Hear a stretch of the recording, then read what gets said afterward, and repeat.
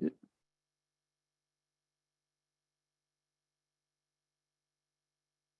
I'll go ahead and start. Hello, everybody, and thank you for inviting me to speak today. My name is Janice Sinke, and I am a supervising engineering geologist at the State Water Board, Division of Water Quality, where I supervise our groundwater monitoring section. So today I wanted to talk about Senate Bill 1137, which was signed by Governor Newsom, I think it was last September or maybe in November, and addresses public health and safety issues related to oil and gas operations. Next slide, please. So SB 1137 has quite a few provisions in it that affect oil and gas operators and CalGEM. And CalGEM is the California Geologic Energy and Management Division, and they regulate the oil and gas industry. They used to be known as DOGGR, but now they're CalGEM. And this new law also affects the water boards, the air boards, and environmental laboratories. So I wanted to share a little bit about this today with you all. So this new law defines health protection zones, which is a 3,200-foot buffer between sensitive receptors and any oil and gas operation or structures. So a sensitive receptor can range from a private home to an education resource such as preschool or university, to any building housing a business open to the public. So the new law prohibits new oil and gas permits or drilling in this buffer zone, except for under certain circumstances. And there are also a lot of engineering controls placed on inside the health protection zone, such as developing leak detection and response plans for all operations. And the plans will include response and monitoring protocol for liquid and gas emissions such as methane. Next slide. So even though most new oil and gas well permits will not be issued in these zones, CalGEM still does anticipate that roughly 1,000 permits per year will be issued. These could include drilling and installing new wells or reworking an existing oil and gas well. So beginning in January, when a new oil or gas well is allowed to be drilled, the operators must contact all sensitive receptors, including property owners and tenants, and offer to test their well or their surface water on their property. So the samples will be collected before the drilling activities and up to 120 days after. So each event will be comprised of 2 sampling events. And all testing is to be done by an ELAP accredited lab with the results uploaded to our GeoTracker online database, State Water Boards. So we estimate that there could be upwards of 1,000 sampling events per year. We took CalGEM's estimate of the 1,000 new permits a year in these health protection zones and applied a conservative estimate that half of those wells would be associated with a request for sampling. And again, each request is 2 sampling events. So estimated 1,000 water sampling events per year. We really don't know how this is going to play out. It could be many more, it could be a lot less. So that's really the unknown right now. But in any event, it would result in an increased need for designing testing methods and accrediting laboratories. Next slide. So SB 1137 requires the following analytical testing. A lot of them are pretty standard. You've got TDS, TPH hydrocarbons as crude, major cations and anions, Title 22 constituents, radionuclides. Something new and different, we'll be working with the operator on a case-by-case basis, identifying indicator chemicals used in drilling mud and well cleanouts. So those are a little unknown chemicals right now. We're working with the operators, like I said, to define what these chemicals would be. Total alkalinity and hydroxide. And then, of course, field measured parameters of EC, pH, and temperature.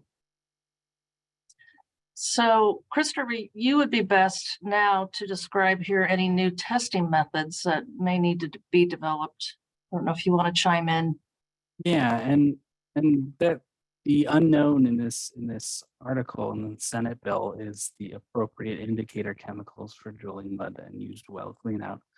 Because there's some that are known, and then there's a lot that are kind of unknown, right? So they can use bactericides and insecticides and things like that to clean out the well. What they're looking for is they're looking before and after to see if any of the work that is done on these wells that are near sensitive receptors, which occasionally could be right next to people's houses and private drinking water wells.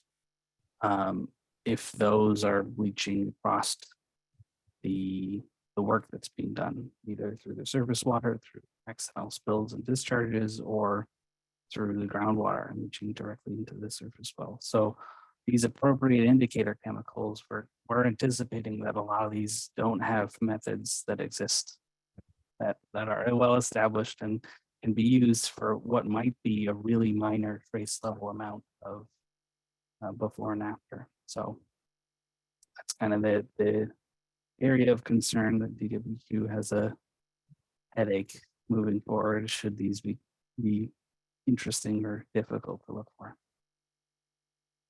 Right. Thanks for adding that. And then the iodide, right? That's an issue as well. That's correct. Yeah, we don't currently offer anything that tests for iodide.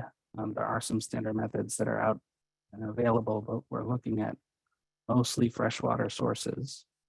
Right? Most of the well drilling is done on the land. In California, there's some that's offshore down in Southern California. Most is on land, and a lot of these iodide tests are really looking at seawater because the chemists here or the non-chemists here, iodide isn't really that soluble in water, so we're not expecting to see a whole lot. It's also one of the tools that's used in oil and gas operations, the radioisotope of iodide they use for mapping and detecting things. So that might be a potential source for leaking. So that's why it was included in the list here. But it's, again, another interesting challenge of, do we mandate one specific method? Do we allow for a whole bunch? Depending on what kind of levels we're going to be expected to be seeing. So something that's a little bit of an unknown moment as well. Great.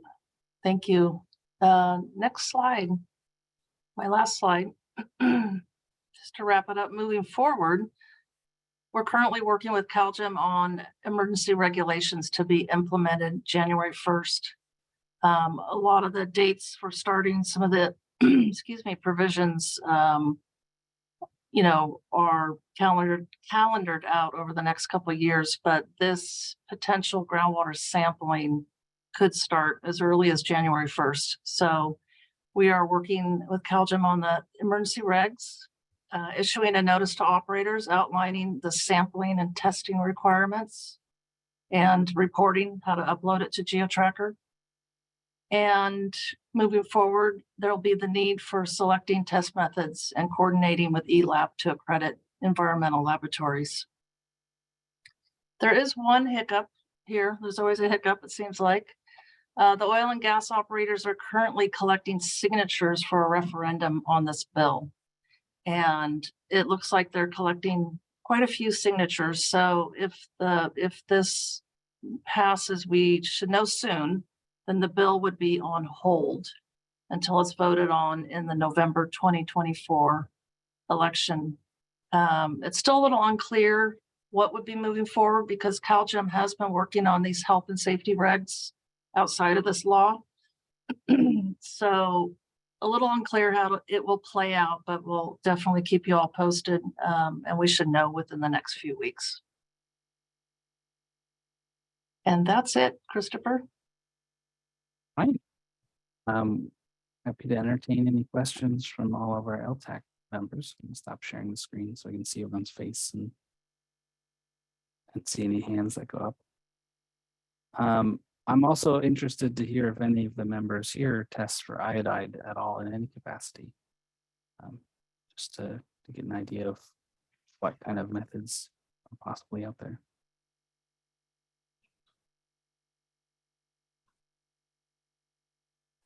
Justin. Yeah, so yeah, we test for iodide. So we do it by LCMS. It's it's like you said, it's not very soluble. Not a whole lot of demand for that stuff, but we do it by LCMS, and it works pretty well. We have a pretty good way to separate it out from matrix. It's not so amenable to MSMS type things for obvious reasons, but it works pretty well. You get a reasonably low kind of reporting limits in the sub ppb kind of ranges. But yeah, it's pretty, I think, pretty straightforward to implement in most labs, method like that. And I had a question about those those related compounds of the drilling and kind of related compounds to that. How would those be identified? Because we've looked at it in the past, but it's such a complex mixture of different things. What would be, or who would be, I guess, on the hook for knowing what is worth testing, what's going to be relevant, because stuff maybe is not harmful or not relevant or just not present, but on an MSDS or something, who would that fall under? Right. Well, I think our regional boards work very closely with the oil and gas operators and have been trying to get a better understanding on what some of the constituents in the drilling mud or clean out liquids are. So like I said, it would be a case-by-case basis working with these operators. We've worked with them in the past quite a bit on well stimulation or hydraulic fracturing, where they have to provide us a list of what chemicals are in their frac fluids. So a lot of the same chemicals are used in many different operations in the oil and gas industry. Like Christopher said, a lot of insecticides and bactericides and whatnot. It's a lot of unknown though right now. So we're just starting to walk into this arena. So lots of work to do. Definitely. Thank you. Mm-hmm.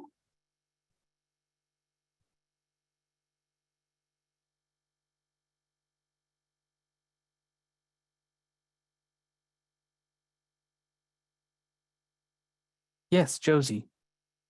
Yeah, I have a question for Janice. It's just, out of curiosity. If air emissions is to the California Air Resources Board, who, in addition to the regional board, is there a regulatory body that supersedes methodology specifically for left and oil gas production, similar to California Air Resources Board? Right. Overseeing, guess maybe I don't quite understand your question. Okay, so the air emissions and stocks and all of that, Right. The California Air Resources Board, they have their own method and procedure because there are different matrices, right? Yeah. But that's my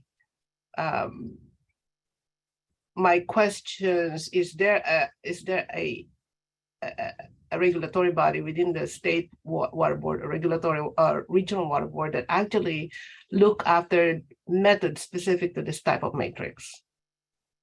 I think Christopher might be able to answer that one better than I. Yeah, I've worked with CARB a little bit. ELAP doesn't right now touch air at all. That's CARB's kind of wheelhouse. Yeah. They have a similar-ish program to ELAP. They have their own laboratory, so they developed some of their own methods. I think the lab is in Sacramento, if I recall correctly. Yes, that does some things. Yeah, so the CARB is made. Yeah, I'm familiar with CARB because I've done analysis of emission and all of that using the methods. But my question is there a similar? Yeah, they have air districts. Oil for oil industry. I don't think they have it designated that specifically, but they have different air districts that are also local bodies, kind of like how the regional boards work with the Okay. state water board. So there's kind of a lot of overlapping things, and it's very confusing, and I'm kind of glad we don't do air. It No, sounds I like mean, a headache. I think air is all set because they have their own rules and regulations. So Right, based on your responses, it really for oil operators to comply with methods and whatnot with their matrix, their different matrix. yeah, and the It's all up to Senate you. bill, yeah, the Senate bill is specifically looking at the fluid. So Yeah. they're only testing wells around the area. There's a specific different provisions for gas, but they don't have them send those to a laboratory. Okay. But that sits, again, it sits within ELAP, not, Right, the water testing that, yeah. thank you, thank you, thank you. Miriam,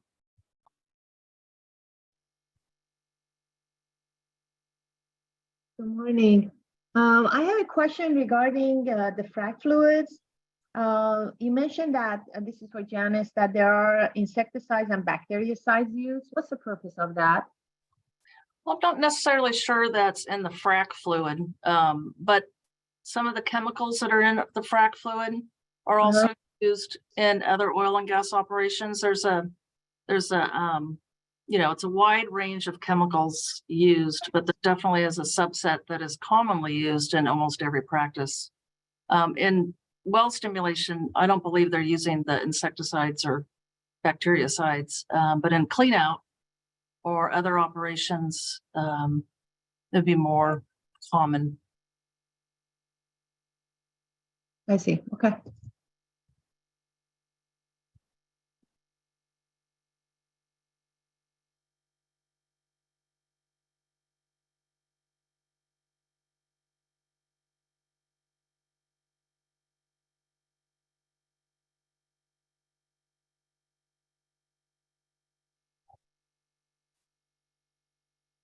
Okay.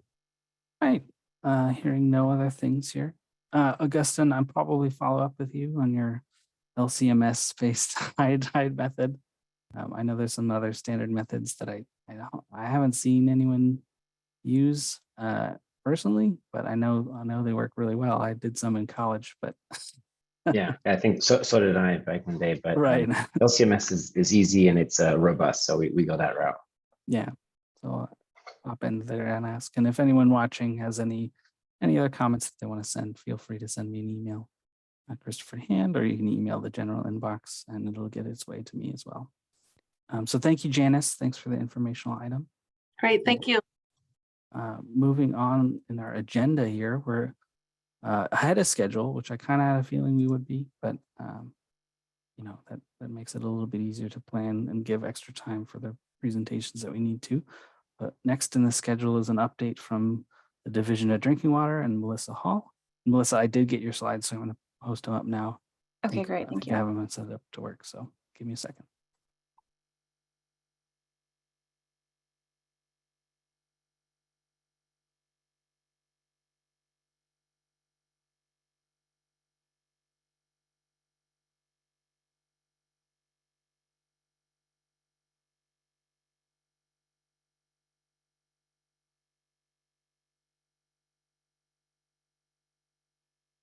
Thank you. All right, great.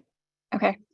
So good morning. This is my name is Melissa Hall. I'm with the Division of Drinking Water, and I wanted to give an update since it's been a while on what we're doing with detection limits for purposes of reporting, since that is a more directly applicable a lot of our regulatory work to laboratories. So next slide, please. I wanted to go over the 5-year MCL review that we're currently in the progress of conducting, some of the current working and current proposals for DLRs that are nearing formal proposals, ones that are coming up next, and then ways that we'd like to see or opportunities for laboratory engagement. So next slide, please. And next slide.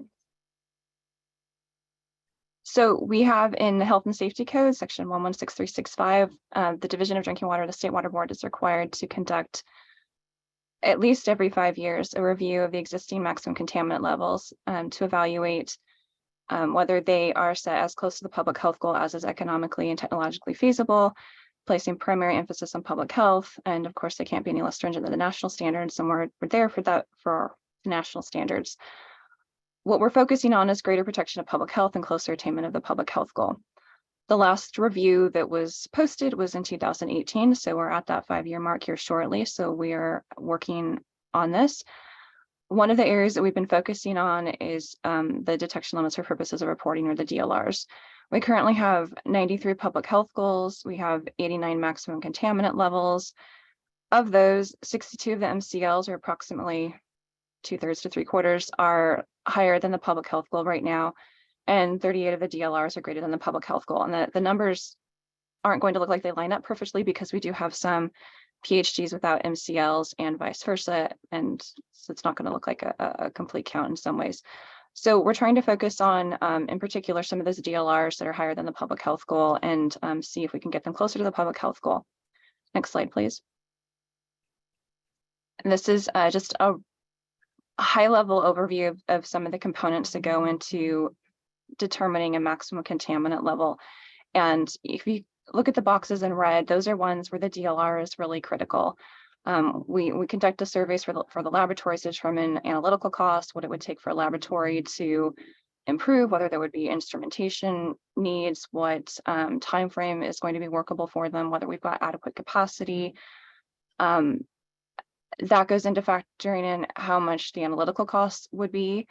The DLR, the existing DLR at any time impacts what occurrence data we see, whether we're able to, what we're able to evaluate for population impacts and potential for health benefits.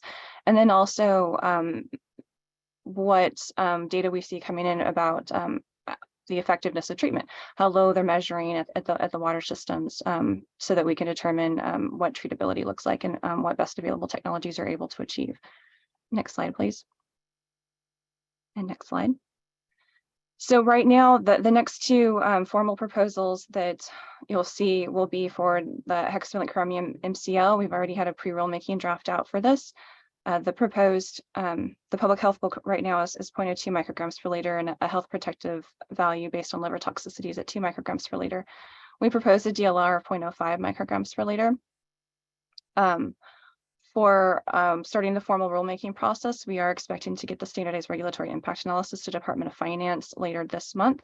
And the plan is to publish this for rulemaking in late winter, early spring of next year. We did, based on comments received, we are including the 2 methods that we'd identified as being available and currently accredited will be listed in 22 California Code of Regulations 64415 as a current proposal, since they are not included in the 40 CFR references that we already cite there. Next slide, please. You've also hopefully seen that we had a pre-rulemaking notice out for metal DLRs and a workshop conducted last month. For background, we've got a lot of contaminants with the DLRs greater than the PHG. The metal DLRs effort initially started with work focusing on lead, since we were working on the lead and copper rule, and we have a strong interest there because it's a developmental toxin. But we thought for efficiency that we would address the rest of the metals that can be picked up by those analytical methods. So we had been working with ELTAC and the laboratory community to determine which DLRs can be lowered, and really appreciate our 1-person work group of Augustine with WEC Laboratories, as well as Christopher's and Andrea's participation or answering questions when we don't understand something, to try to get good surveys out to the laboratories. So again, we held that pre-rulemaking workshop last month and have received the comments and are looking at those. We will be doing a more focused follow-up supplemental lab survey this month and are hoping to have a notice of proposed rulemaking out in probably February of next year. Next slide, please. This is this table here is what we're proposing. You'll notice that we are proposing to add for the first time DLRs for some of the secondary standards that for metals, as well as lowering the current DLRs for some of the existing primary MCLs. A couple of these, we were looking at lowering DLRs that are already around the public health goal, and just to focus in on some of the comments received. We are in communication with EPA about the possibility of using a collision cell step in drinking water We are following up with them. We'll see what we get, but EPA is working on that, but we are following up with them. There were some comments about not enough laboratory participation. We agree. We'll be talking about that later. Would love to see more. Love to hear ideas about how to get more participation. And then one concern from one laboratory that lowering DLRs is potentially, and I'm going to paraphrase, but essentially potentially an attractive nuisance for OEHA, lowering or triggering reviews for public health goal reviews, and it is not. They've got more than enough on their plate. This is not one of their triggers. They're not looking at practicality for the most part. They're looking at health studies to make those determinations, and they've got a lot to do before they get to ones that are only going to show up if we happen to lower the DLR. So those were kind of our main comments, but we are planning to have the survey address some of the other comments raised on specific contaminants, and especially laboratory instrumentation and timeline aspects. This proposal will also include units corrections for uranium, where when we adopted the uranium MCL and DLR, we adjusted the units from the federal approach for, I think it was the MCL, and had the same units for the DLR, but didn't do the units correction to come up with the right number or something like that. So we're going to fix that. And then revisions to the lead and copper rule text so that the revised DLRs don't trigger any additional monitoring. It's just going to be about data collection. It's not to trigger monitoring frequency or corrosion control treatment study criteria. And next slide, please. Thank you. So on the DLR surveys, after that one, the sequence we're looking at is going with the VOCs, then the synthetic or semi-volatile organic, and I apologize for the typo, and try to go for the ones where we get, or at least we feel like we're getting the most bang for our buck, and try to do these in batches too, ones where we've got analytical methods that have suites of contaminants that we can pick up a lot in the same effort. I know things will start to break down a little bit as we get into the SOCs and the different pesticide groups, but that's the current plan for the sequence for future DLR efforts. And then as it fits in, as we get newer revised public health goals from OEHA, we will work that into the schedule as well. So, but that's the current outlook for DLRs. Next slide, please. And then on the new and revised public health goals, we do have the new final public health goals for trihalomethanes. If we can work that in with the VOCs, we'll do that. Haloacetic acids, I think OEHA is getting very, very close to finalizing the draft public health goals for the 5 individual haloacetic acids, since we don't have any of those already. They're also hoping to finalize soon the PFOA and PFAS public health goals. So I know we've been paying a fair amount of attention to that, but we'll probably dig in and do actual laboratory surveys to get costs, feasibility, and get a broader outlook on that.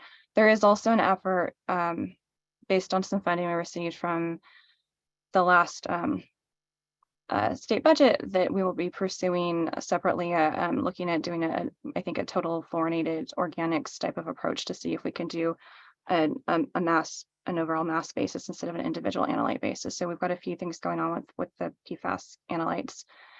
We're also working on OEHA is reviewing, and we'll have a draft proposal out soon for the NDMA public health goal. And we're also working on method validation for one of the nitrosamines methods to validate for NMOR, and I think validate at lower detection levels for potential offering of NDMA and NMOR, or for us to put in a request for ELAP accreditation for offering for drinking water. And then OEHA is also currently working on the 140-oxane public health goal. We requested that a while ago, but they've been swamped with PFAS work from us, so that's been lagging a little bit behind, but we are looking for a draft next year. Next slide, please. And then also related to not MCLs, but potential lab work, our new or revised notification and response levels. We've had work underway for the last over a year on some of the cyanotoxins. We have recommendations in from OEHA for notification and response levels for anatoxin A, microcystin, cylindrospermopsin, and saxitoxins. We will be proceeding with proposed notification and response levels for the first 3 probably early next year. For saxitoxins, we're going to hold off while we work on method validation for drinking water, since we don't have a something that we're comfortable requesting ELAP accreditation offering for at this time. We are also looking to propose a revised notification and response levels for manganese. Staff have derived a health protective concentration of 20 micrograms per liter. OWIHA has concurred overall, while providing some comments on things that they think that they would dig into if we were to make a formal public health goal request, which is something we are seriously considering. So you'll see for the manganese proposal for the DLR, that was something we were trying to take into consideration, is making sure that we're going to be sufficiently sensitive for not only the current secondary MCL, but that lower notification level and potentially someday a maximum a primary standard. Next slide, please.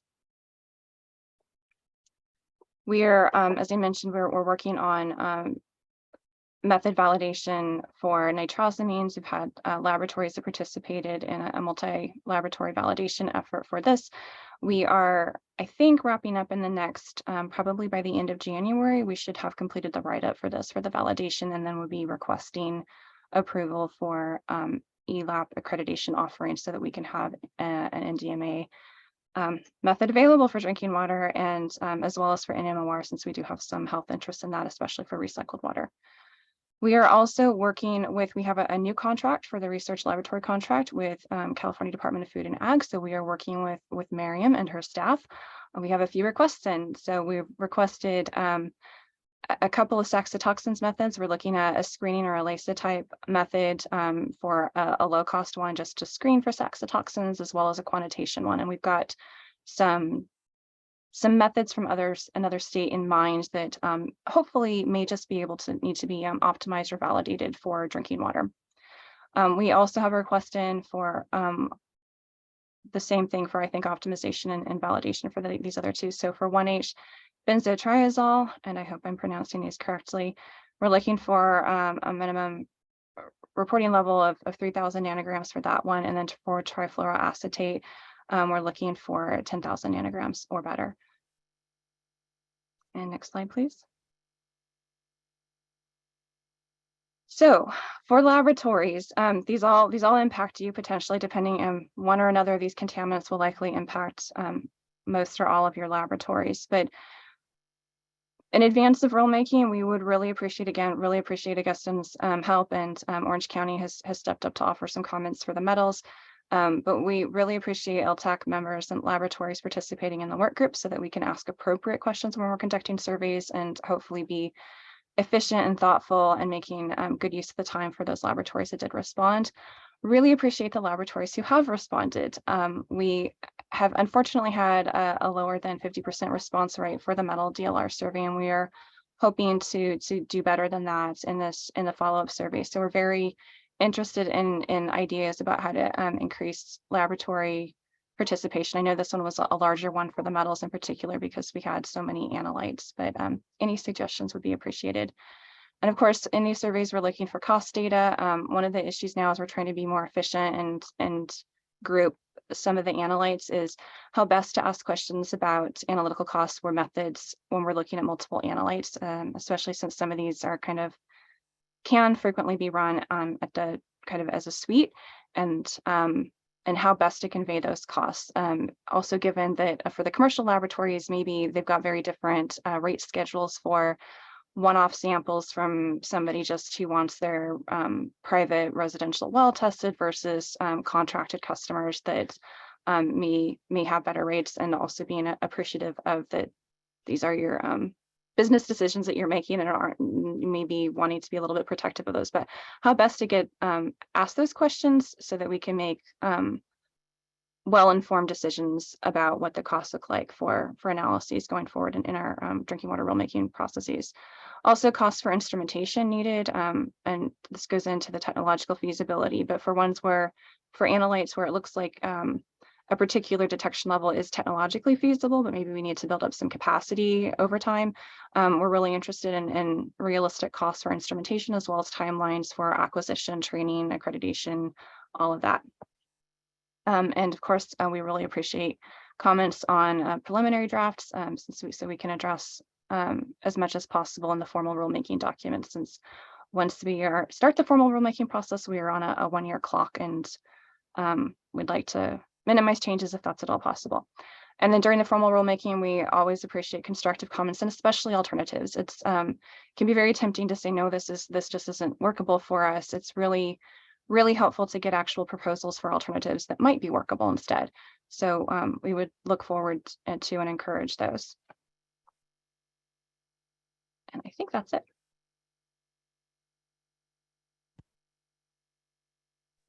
All right, to hedge any of the questions first, yeah, I'll send all the LTAC members this in an updated meeting packet. So everyone can have the slides post thing. And again, you can distribute those slides to anyone who asks for them. Or you can comment and request the slides and we'll be able to provide those as well. So happy to share any information we have. But I'll open it up to any questions. Judy. Yeah, just a real quick question. The metals DLRs, my question will be, what are you needing from the laboratories, and do you have a summary of the request? Because you said you were getting low response and low participation. The reason why I ask is because we might be able to share this with some other organizations and get some better response for you. Okay, so it's just the surveys that we'd sent out previously, and then we will be having a follow-up focus survey based on some of the responses received in that from the workshop comment period. But they were typically, it's been a spreadsheet by Analyte where we're asking for confidence at certain, DLRs, like what the MDL is, what the MDL determination procedure is, what the what can be achieved for a certain confidence interval, that sort of thing. If we were to pick a target DLR, how can you do this? How much would your per analysis costs go up? What's your current per analysis cost go? What's your current capacity? What are you currently running? What's your max capacity? That sort of thing. And I can get the earlier surveys forwarded to you if that's helpful, but we will be doing a follow-up. Yeah, that would be helpful. I would appreciate that very much. Okay. Thank you. I can say that Judy sits on a bunch of different interesting committees and things. So if you're looking to get more than just California laboratories, Well, Judy would definitely be able to at least provide those. that would be great. I just don't we don't want surprises later on in the process, or for the water systems to find out, oh wait, the laboratories can't do as much as we thought they could do after all. Well, I think that's a great point, because interestingly enough, over my entire career, we've had a number of things come out from a regulatory standpoint that we've kind of, the analytical community has kind of thrown their hands up in there and said, oh my gosh, how are we supposed to meet this? And going back to that surprise, it's nice to see, an agency try to understand it, as they're going through the process. So I definitely appreciate the process you guys are going through. Thank you. Absolutely. Thank you. And I saw Josie had her hand up, but it's down now. Josie, did you retract your question? I'm trying to go in the order that I saw people's hands go. I'll let Sush go first, and then I'll follow. Got it. Thank you. Sushmita? Yeah, so I'd second Judy's comment too, Melissa. I mean, if you want more participation, we do sit on a few committees. So if you want to forward that survey to us, we could definitely forward that on to additional members so we can encourage that participation a bit more. Because that is one of the major concerns. You did mention that you are considering lab capabilities and capacity, because that was one of the major concerns for a lot of our stakeholders is, the need to buy the additional equipment just to meet these DLRs. Mm-hmm. And so a lot of the feedback from the labs that I was in conversations with is to make sure that a comprehensive economic analysis was completed prior to approving these levels. And, and I see that your slides did mention to that aspect. So, that is comforting. But yeah, definitely forward on those surveys to us, and we could see if we could engage more participation. Okay, thank you. Peter. So a couple questions. The first is sort of along the lines of the participation. How are you sending the surveys out? Are you going on a Lyra server? Are you putting it through ELAP? What's your method for outreach? We are identifying which laboratories have been submitting, and in this case, because it was the metal DLRs, we identified laboratories that had been submitting drinking water metals analyses in the last, I think it was maybe like the last 5 years. So basically current or recent submitters, so accredited laboratories that have been submitting metal analyses so that we can focus in on an audience that this is applicable to, and then emailing them with the surveys. So a brief overview or instructions in the email, and then in a spreadsheet attached that had more detailed instructions for what we were looking for. A few of the laboratories, I think we did phone call follow-ups, but I think we only had something like 41% response rate, which really like to at least make it above the 50% mark at a minimum, and preferably try to get to at least 2/3 or better. Okay. Yeah, the reason I asked is that,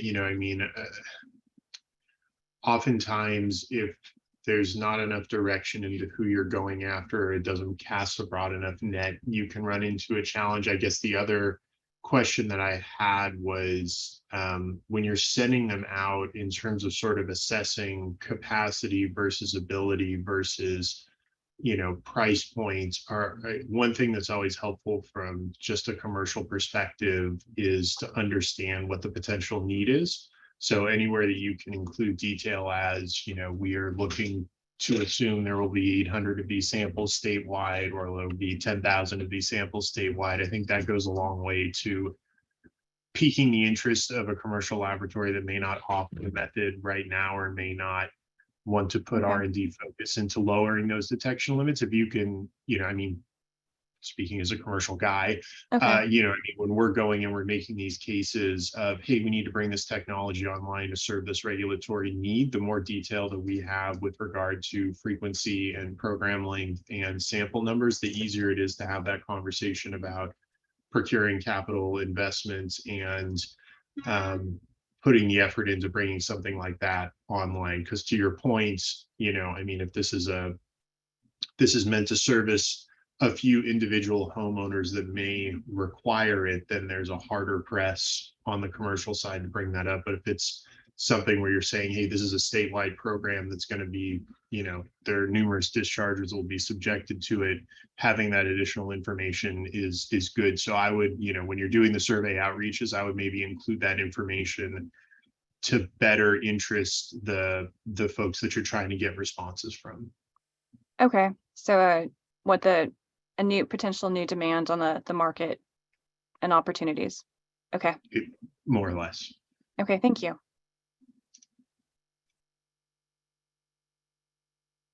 I saw Augustine had his hand up as well and lowered it. Did you have anything you wanted to comment or question? Yeah, I guess to the point of expanding the reach of the survey, I assume that you still want, most of you want to have I guess an idea of the California labs doing this work, because getting an idea of if labs in other states can do this at the DLRs might not be so helpful if it's still going to be serving, people in California who need to use ELAP approved labs. So just to comment to, I guess, make sure we get result or data from the surveys that are going to be useful for the end users, the folks that have to send that stuff out for testing.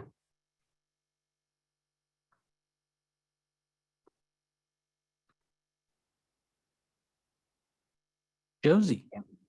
Yeah, I wanted to add though that I think between DLRs and new methods and survey and whatnot, I think there's a general interest that we need to have a process by which we can best communicate it to the private laboratories. As you know, community laboratory or public laboratories highly depend on those commercial laboratories, but ELTAC itself does not have a mechanism by which one of our members or two of our members from the commercial sector reach out to those folks because, after all, they're competing entities, right? But this is not going to go away.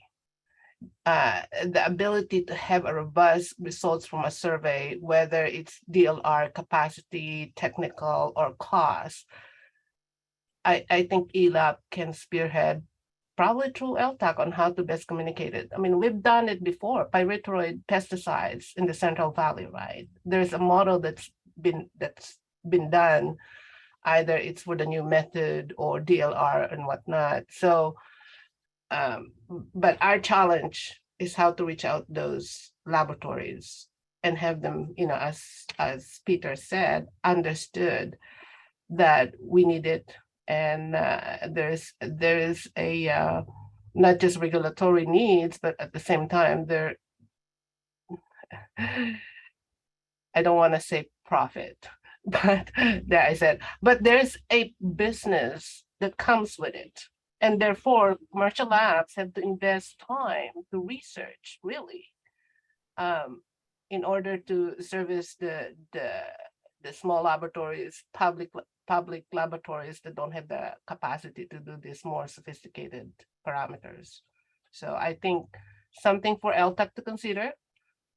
If Shush and I have a reach to public community laboratories, there should be a mechanism to have that, the cheerleader, so to speak, for the commercial labs to rah-rah them and say, hey, let's do this. Just a thought. Thank you.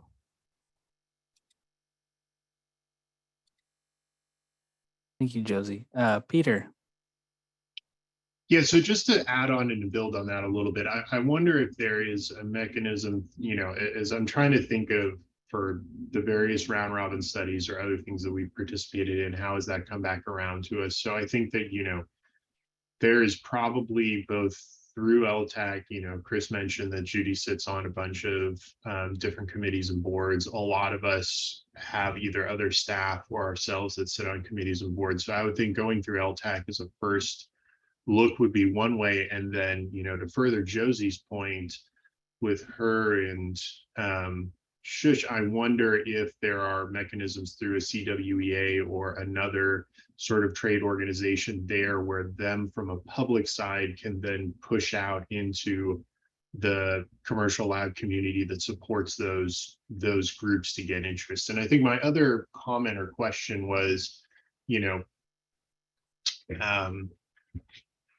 I do wonder whether if what you're looking for is method level validation or, an understanding of what labs are able to fulfill this, anytime you're doing, round robin testing, or you want to do a study to see if the method detection limits can be pushed down, anything that you can get by way of a funding mandate through the state to help commercial labs be interested in participating in that is another sort of key piece. And I understand the money's not endless and it can't be paid for absolutely everything. But if you have 1, 2, 3, 4 that you're really, really interested in getting significant amount of commercial lab participation in, and potentially public agency for the larger ones that do their own testing or are doing testing through an MOU for another agency, anywhere where you can find a funding mechanism to collect that data, it's always more enticing to participate in that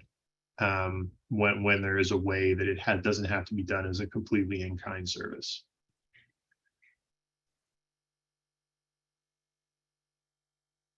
Thank you.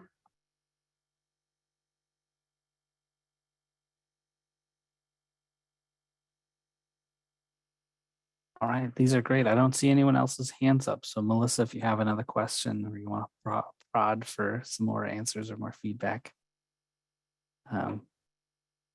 This is just one comment that we got during in a conversation after the workshop, and well, as long as we're here, I'm going to try to ask it.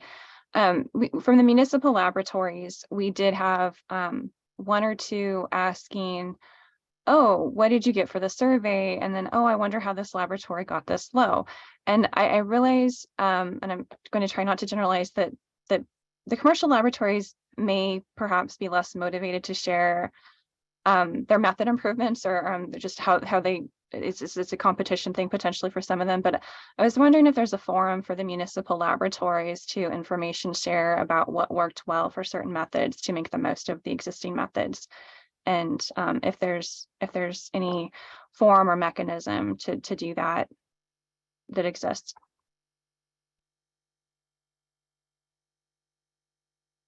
I'll take a stab at it. Hi, Melissa. The public laboratories, we do have forums. We have various laboratory committees throughout the state. There's CWEA statewide, and they have various area sections by which we talk about laboratory. There's BACWA, Bay Area Clean Water Association. There's CIVICWA. Certainly, I think this is one of those to our best interest to really talk about these technical methods and whatnot, right? And so rest assured, it will be put in our list of agenda right now.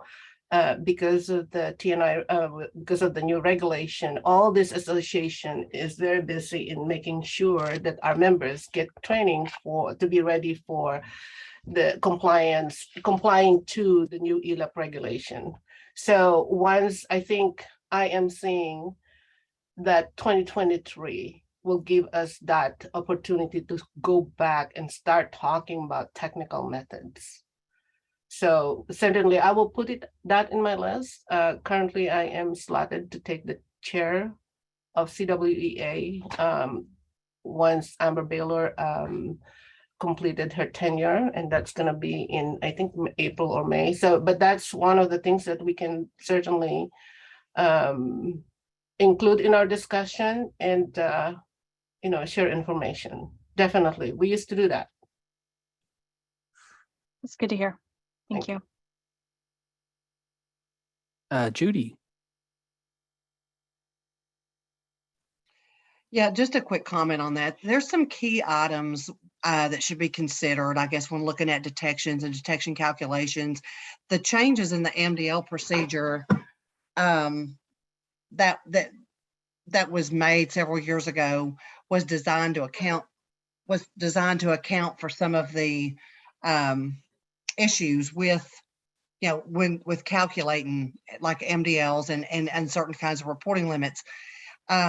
Going back to a project that this committee took on that's going to be talked about a little bit later today, the method validation process that this committee has put together, as well as ones that are out there in the community from numerous EPA agencies, were also designed to bring forward some of the more key pieces to let you know whether or not a method has been validated or the responses that you're seeing are true to the analysis. So, and I understand the comment about proprietary information and things kind of being held close and this, that, and the other, but the data itself tells a lot.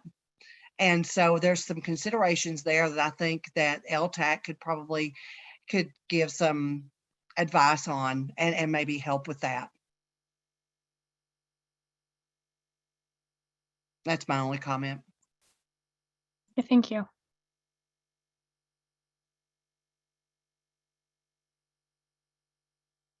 I saw Sam had his hand up, but now I don't see him. Yeah, thanks, Oh, there he Christopher. is. Yeah, with something, just going to add on to what Josie had mentioned, I think another platform to consider is CSEA. I know several of us here at OC SAN, they're members of CSEA, so I think it might be a nice platform to share some of that outreach to, municipal laboratories.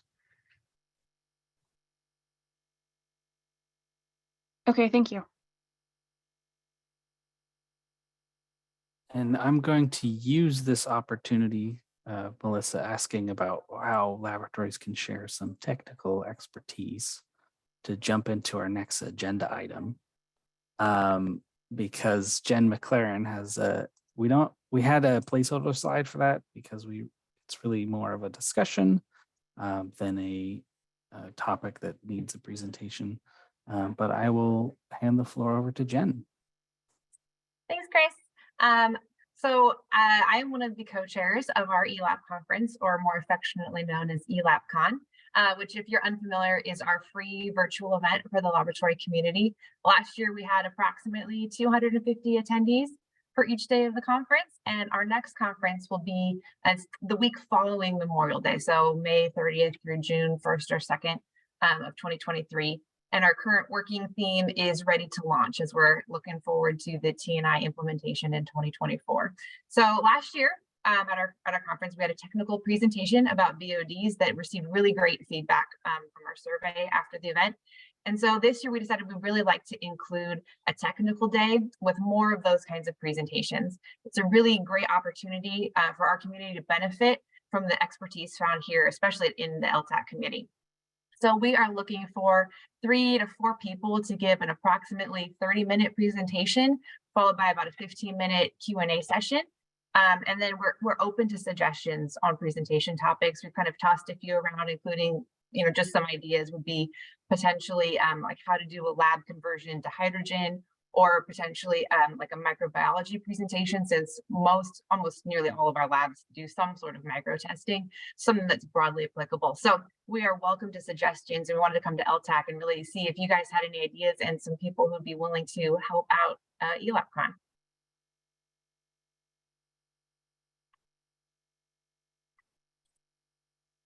Augustine. Yeah, like I can call out names too. Yeah, I'd be happy to do something like that. I think something that might be, I don't know if it'd be relevant, I guess it's up to you, but we get a lot of folks who come in, like a lot of our clients who come in and kind of treat the so-called sophisticated techniques as like a black box, right? Like the PFAS is a big deal. And people don't, not that they need to understand how an LCMS works, but it's like this mystery thing that you put a sample in and like a CSI prints out of all this magic results. It might be helpful. I don't know if you think it'd be helpful, but to give like a primer on how these kind of techniques work, just so people get an understanding, maybe people that are less technical and don't have an LCMS in the lab or send samples out for that, to know how it works and what the pitfalls and the pros and cons, I guess, of the techniques might be helpful. But if that's of interest, I'm happy to do that. Also, hydrogen conversion, we're pretty much fully hydrogen where it's possible over here, so we can talk about that as well. I'll volunteer. Awesome. And Sashmita, I see you have your hand up too. Yes, so I just, this is again something that we got asked from CWA, both Josie and I serve on their lab committee. And I believe Alec is working with ELAP and providing the educational credits. And so we were asked to provide a little bit of a stronger push because CWA has always taken the lead on providing these educational certificates. So they were just wondering where that was and if there was any progress or if there was opportunities for that at this conference. Yeah, we've been meeting, this is kind of a sidebar, but we have met with a couple other agencies and organizations that do provide those continuing education credits. So we're trying to work through all the technicalities of how to make it work, just because we don't have the staff is me and 2 other co-chairs. So we don't have full-time staff dedicated to ELAPCon. So some of it is resource related. Well, perfect. Hey, and as this is a good segue, and I'm sure I'll go after Josie finishes her comment. Okay, go ahead, Josie. Yeah, and first of all, thank you for continued partnership with CWEA. Yeah. All our members, actually all of our members all of them are laboratory certificate holder. And as you know, CWA certification is required to qualify for certain position as ELAP regulation included in, it's included in the regulation. And so to maintain their certificate, we need to have an annual certification by attending educational training related to the laboratory. So we do appreciate whatever you can extend to us. We pretty much announce the conference to our members and they do attend. Yes. But then we want to count it towards their certification units for the year. Thank you. Yeah. Appreciate it.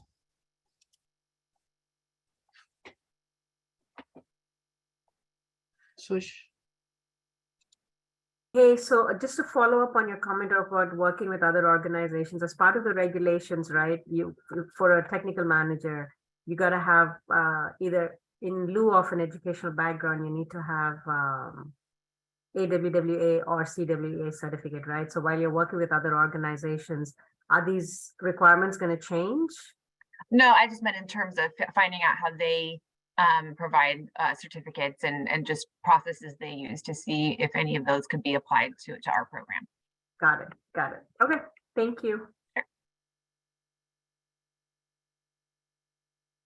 Still looking for a couple more presentations. Does anybody want to come volunteer or, volunteer someone else's expertise?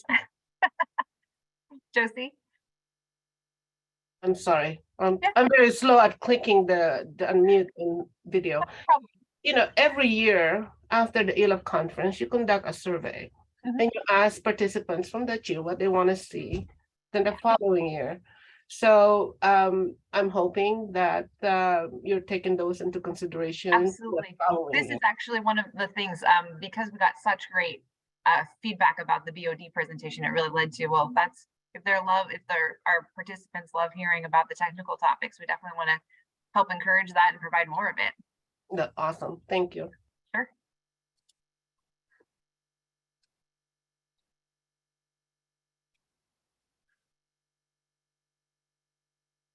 I know it might be a commitment of time to volunteer now, but if you want to volunteer a topic that we should look more in, I guess in the kind of the background chemistry of how things work, that's a great idea.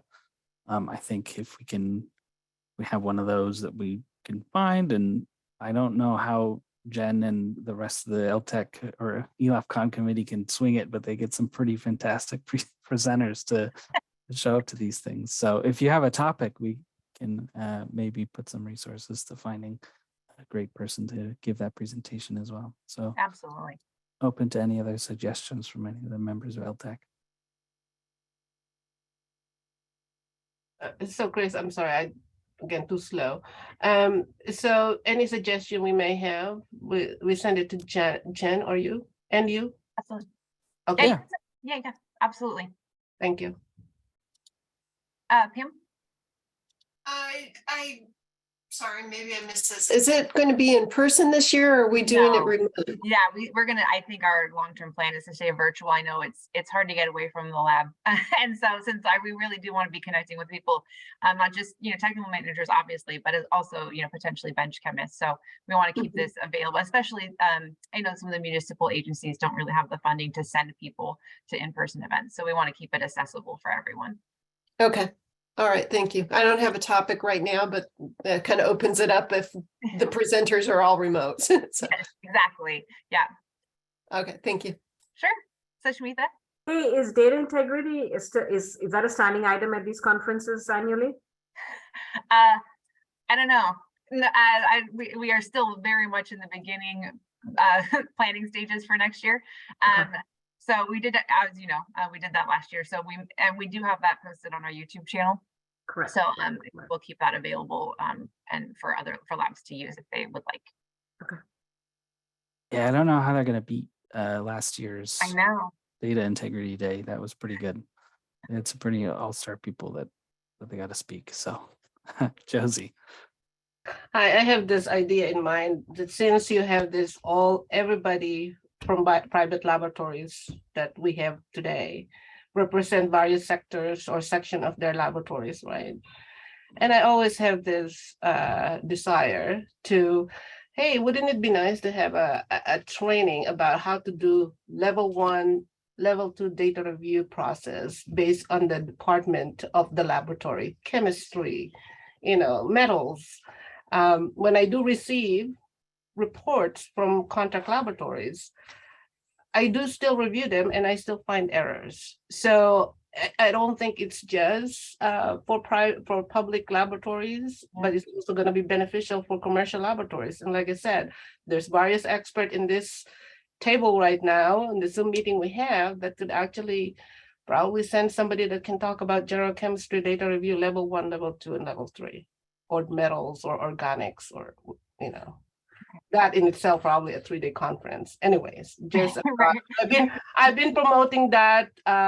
So I'm hoping that the conference can take that into consideration. And That's great. Yeah, that's a great idea. And that would definitely, we do get a fair amount of quality people that come to our conference. So that would be really helpful, I think. Peter. I will piggyback on Josie's idea and say that we often will put trainings on for toxicity because that's one of the oddball ones that no one necessarily knows how to review the data from or what a good report should look like or anything like that. So if you go down that road, I will volunteer one of my staff to come and participate for a 10-minute segment on that if it's part of a larger discussion, or if you want one dedicated solely to toxicity. I've got a note in my box I'll send you and you can sign us up for that. Great. Thank you so much.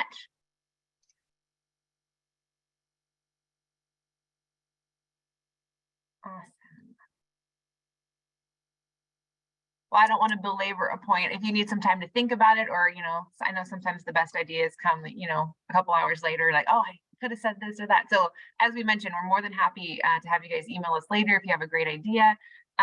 Please feel free to email myself and or Chris, and we'll get in touch with the right people. We'd love to have ELTAC represented well at our conference.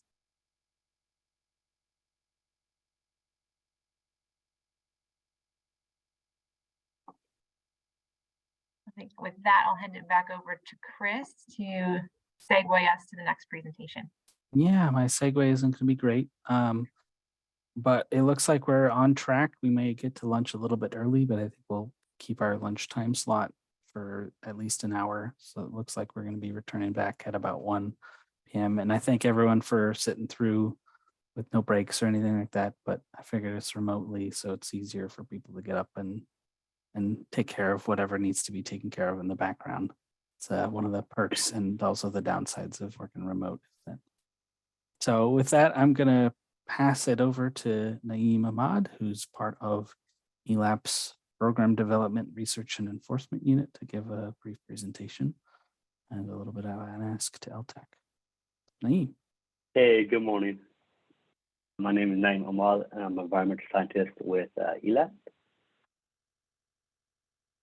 So today I'm going to discuss the laboratory notification requirement for acute contaminants and solicit input on potential guidance or rulemaking to clarify regulatory language. The particular regulation that we're concerned about is California Code of Regulations 64814.00. It's titled Notification, Reporting, and Control of Records. We're interested in the notification part of it.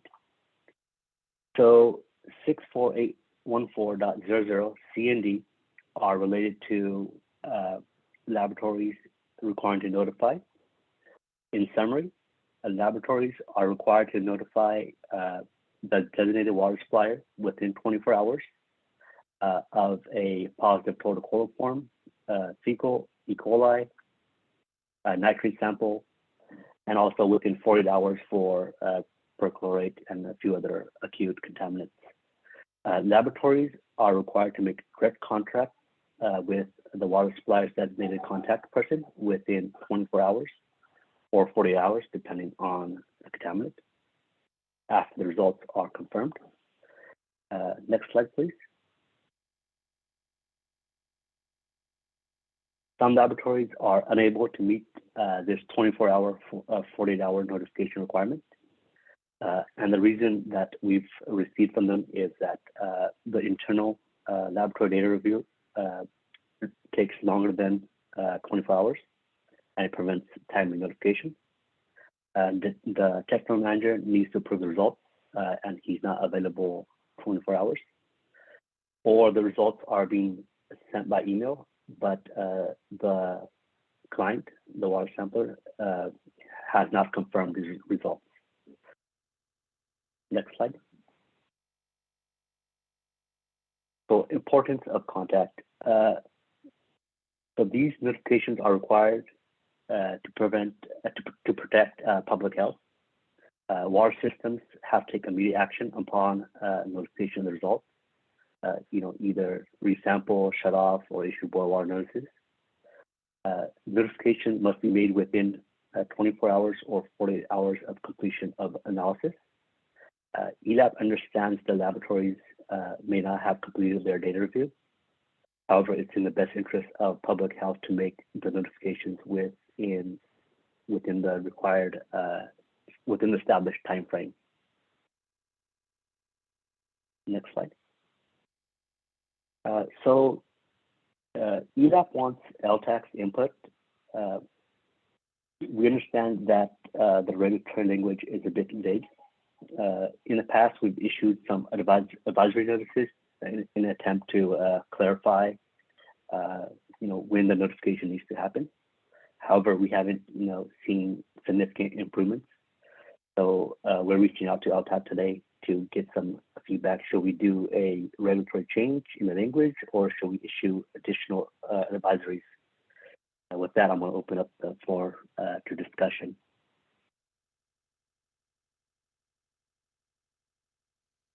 Pam's got her hand up. I'll pass it over to Pam. So a couple of the things that first strike me when I saw the notice coming out last week or the week before when it came out, the reminder on that, it was saying all laboratories need to, report with all hits above the MCL. But then when I looked at the regs and what you just presented right here, it's not all analytes above the MCL. Is that correct? It's only those handful. Right. And this we're specifically focusing on the notification requirements for acute contaminants in drinking water. So that's nitrate, E. coli, the things that the water system needs to, as they're both required by California and US EPA to do some really specific things when they get a positive result, because it's potentially contaminated water. So one of my recommendations would be on those type of communications, make sure that it's very clear that that we're not saying the laboratories need to report contaminants above the MCL. It's these select compounds above the MCL. I mean, it's just a little bit confusing because not all labs even do those analytes. So it kind of mixes the waters up there, makes it a little bit confusing just from a lab perspective. I know those are the type of questions that I'm getting from my labs. Then the other thing is the requirement is to notify somebody at the water board. This has been, it's been difficult, I think, for our labs. Who do they contact? We don't talk with the water board per se. We talk with our clients. And so is there a better way that laboratories can get that contact? Who are they contacting on the weekends or on that time frame? How do they have a phone number for somebody to contact for a given well? And consider a lab that maybe is doing samples across the state, and you're saying that there's different people. Labs don't deal with those people. So how do we get that contact to notify them within 24 hours? Right. I'll reiterate again, the first point of contact is the water system's designated contact person. And then if they can't be reached, then it's the water board person. But yeah, I totally get what you're saying. I think maybe you're suggesting another notice where we can point to all of the district engineer contacts that DDW provides. They have phone numbers that go directly to a person that can be reached nights, weekends, 24 hours a day, 7 days a week. Yeah, I don't know about the general number that you have. I don't know that is like a 24-hour number that's the labs that can get through. Yeah, there's a couple of different district engineers. They're posted on DDW's webpage. And Melissa, I don't know if she'll be able to speak to it, but as the only other DDW person here, there's a contact info for all of the districts. And so if you can't reach the water system that you're testing, those district contacts are pretty broad, and they go directly to a phone number. And I believe those go straight to the engineers, I think, will pick up. Yeah. Yes, if you don't know the specific contact for a water system, the district engineers, and it's geographical, so it should be straightforward. It's their county boundary, so it should be not too bad to figure out which is which. So that would be the other thing that I'd put in there is make it a requirement of the suppliers, the people who are giving us the sample, that part of the information they must give us is first being able to find that geographically, because we don't always know either. You know, we don't always get that information, and then having to provide that contact number for each sample that they send in, you know, part of the chain of custody, part of the project setup. You know, they give us certain information so that we can upload things to the EDDs and all of those things. But that isn't necessarily something that they give us, because they do honestly want us to contact them first. And we understand, you know, we've got to get a hold of the state, but it's hard to get that information as a laboratory. So, Yeah, great. I think those are great things to put in another notice. okay, those are my comments. Thank you. Yeah, perfect. Naeem, did you have anything to add? No, I think these comments are great. All right, so Shamita? Hey, piggybacking on Pam's comment, those were my exact observations, right? When I was at the commercial sector, it was getting a hold of somebody on weekends, on the after hours. And it's true for even, you know, you're lost as to, hey, who are my contact date? If that can be made available and that can be readily accessible, you know, your suggestion about sending another notification with that list will be great, because that's where the labs are lost, is who do we contact? I mean,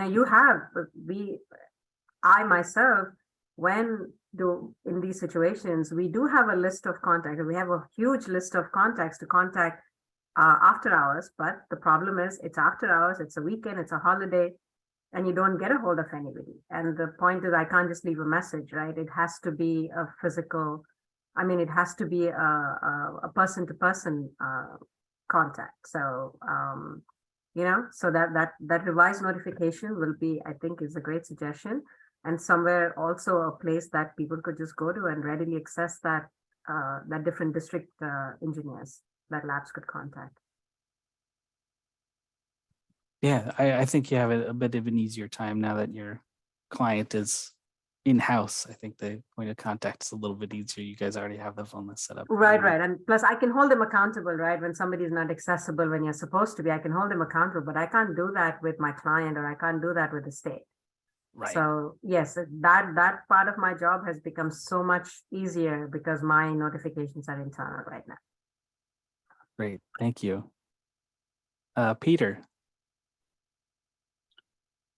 I have a couple of ideas that range from horribly complicated to possibly a little simpler. So, you know, I mean, the first thought that comes to my mind when I'm hearing this, and we're not the labs that I oversee are not drinking water labs, but, you know, I know we do have some large drinking water labs in the network. I think, you know, when I first heard it, it sounded to me something in my world, when a discharger has toxicity, you have to go through a notification process, and ultimately it can trigger a toxicity reduction evaluation, a TRE plan.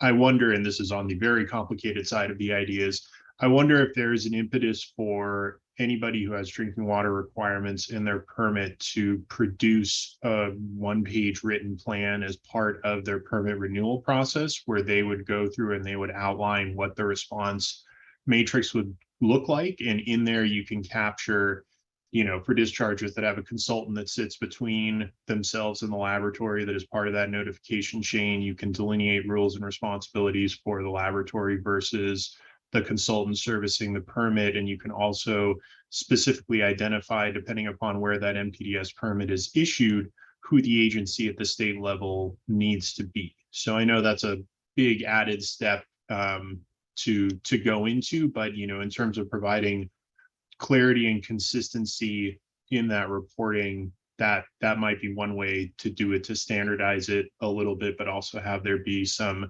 site specificity to it.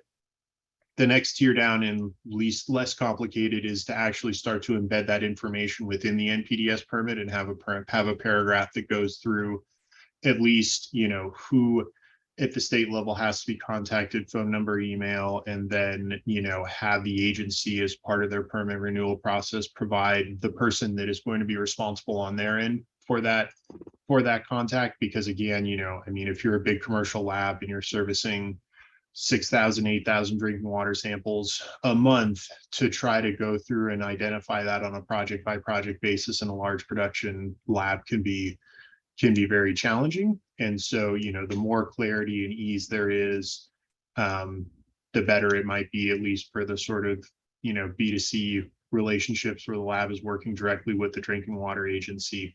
And then at the very bottom end, it's sort of piggybacking on, what Pam and Shush brought up earlier, which is just to, wherever possible, try to outline, at least at the state level, who the person is to be contacted, either by region or, honestly, it might be easier if the state was willing to go through it on their end, to have a centralized number and routing via email and phone, so that you don't necessarily need to figure out what region the permit is serviced by and who it is, because as a laboratory, we don't always get the permit. Sometimes you just get a list of analytes and say, hey, analyze for this, but you don't necessarily know where it is and where it's coming from and who then needs to be notified. So to balance that out, it may be that the state has to provide a centralized number, and whether it's a phone bank call center type thing where the person can run it out to the different agency or what, there may need to be some copacetic effort on the state side to try to make the contact easier, because as Shush said,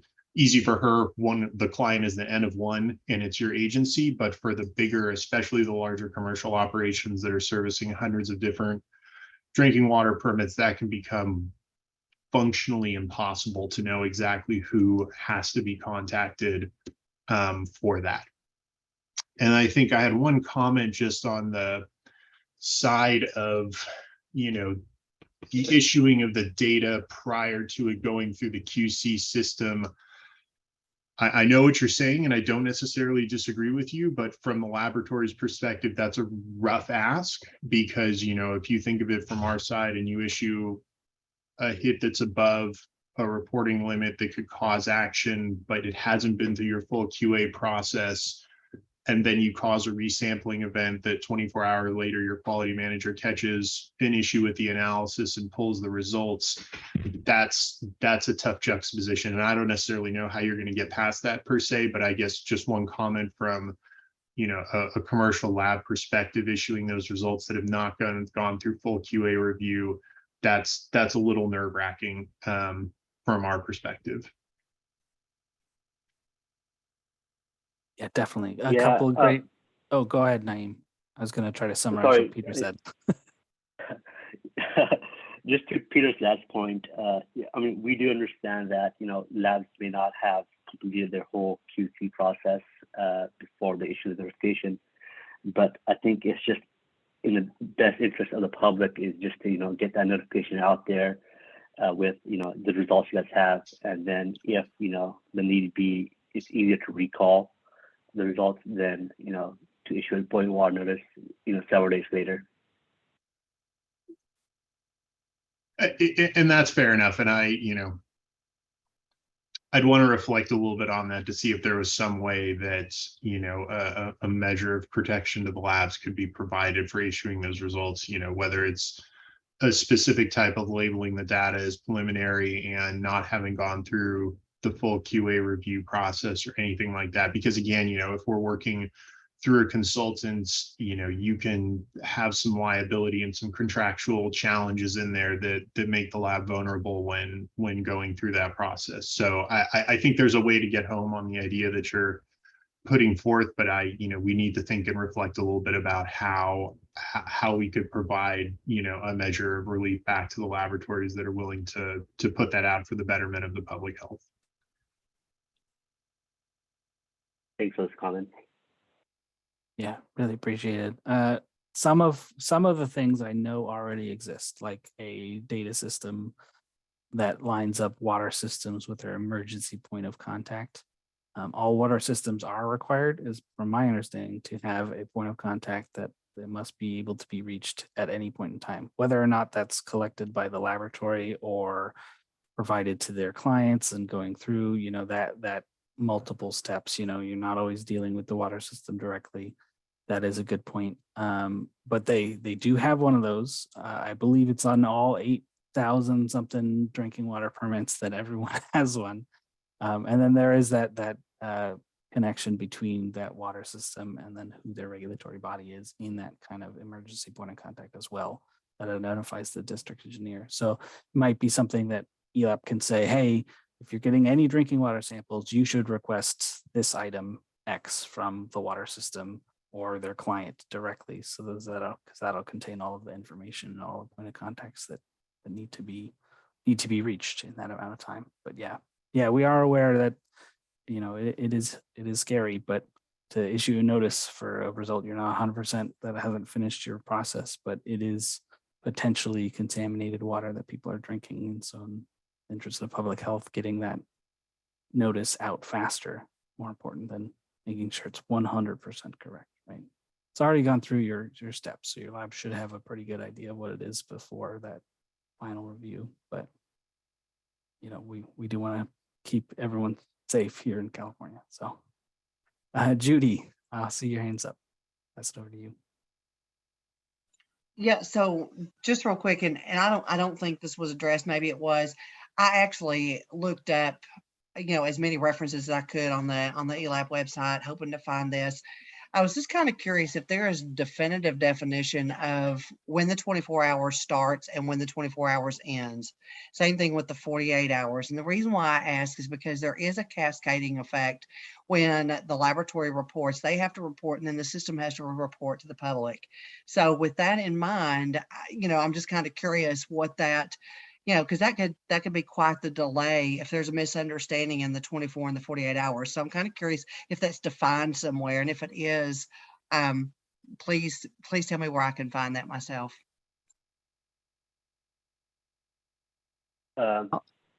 Yeah, it's really not. I think, and that's one of the issues we're having is that the regulation just says 24 hours, 48 hours after completion of tests. So it is a bit vague there. And that's where we're wondering of, do we need a regulatory change? Is that ELTAC's recommendation that the regulations need to be incredibly specific on when that starts?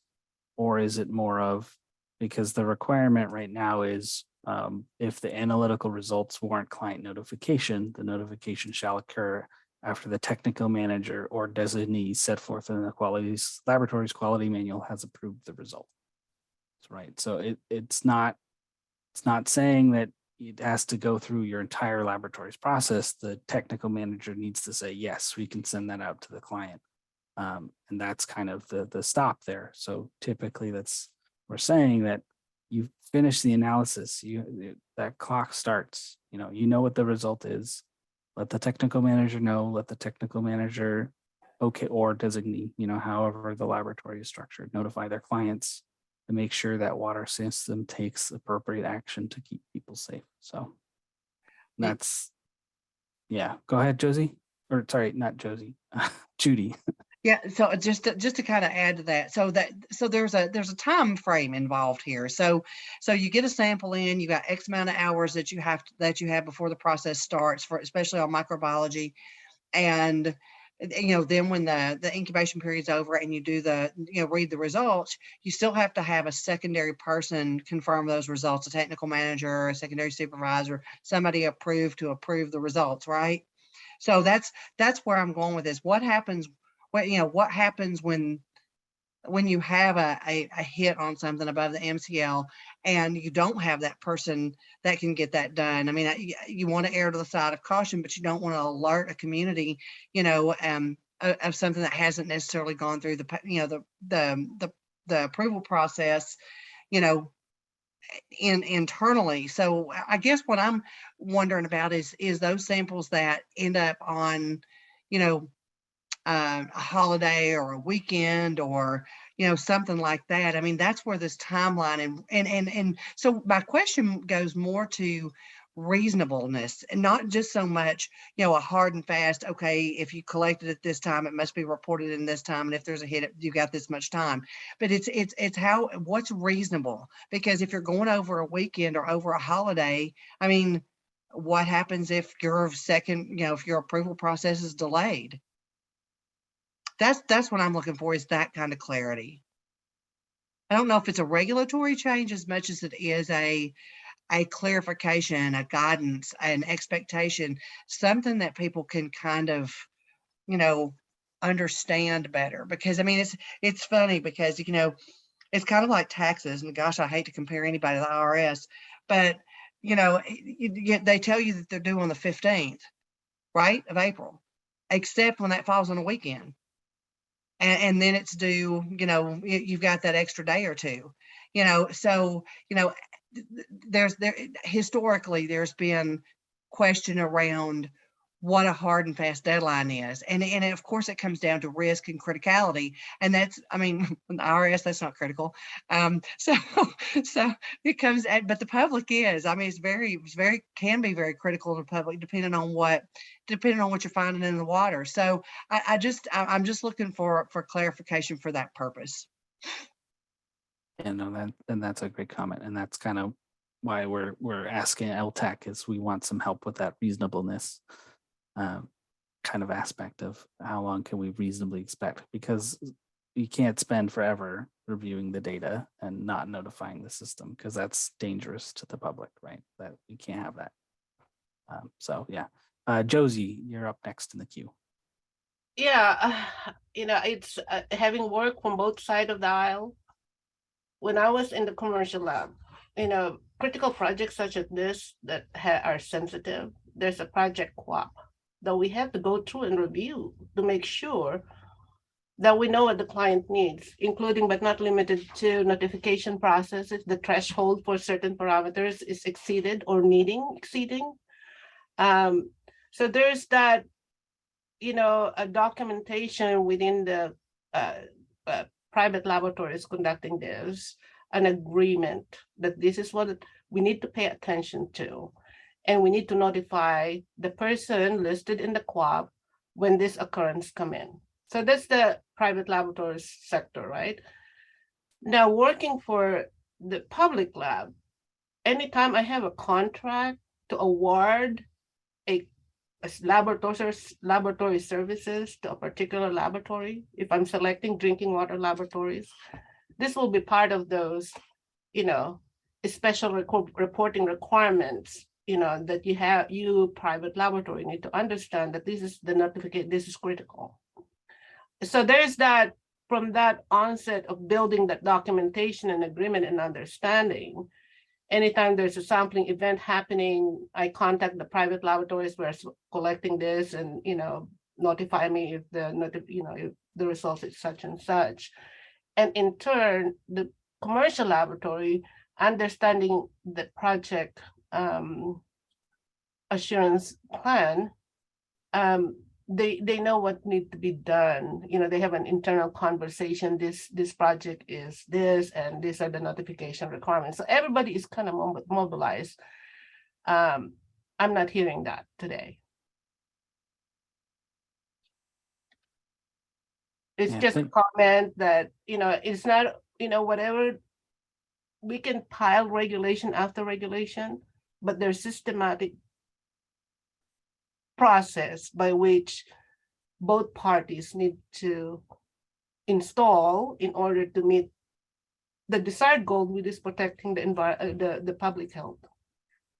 Right, and it's really part of that contracting process that we can prescribe in regulation somewhat, but there's two parties involved and both need to cooperate to be able to get the optimal result. Yeah, totally understand. Naeem's, he's got his hand up. He was the presenter, so he gets to talk next. Sorry, Peter. You have to wait. I just had a quick question, follow-up question for Judy, and also just ELTAC in general. What is a reasonable time frame for you guys to do the data review? Okay, so I can give a quick answer to that, and then we'll defer to a bigger discussion on that, because I think it depends on what you're talking about. And I think it also depends on what the expectation is, because going back to my original comment of potentially, reporting something that hasn't been looked at all the way through and maybe causing an alarm that shouldn't be caused. So what's reasonable, what's a reasonable time frame, what's reasonable risk, and what is the liability of the outcome is probably the way I look at that. And so I personally would like to hear from some of the other laboratories. I mean, I'm a lab, of course, but I would like to hear from some of the other laboratories as well, from the standpoint of what they feel like is reasonable. I think this is a community question from the standpoint of the laboratories, because I think you're going to find that some laboratories have faster processes in place, and then some laboratories, because they've never been held to a standard, may not have a good answer to this. So I think it's a matter of getting some input from several labs. Thank you. Yeah, sorry to be so vague.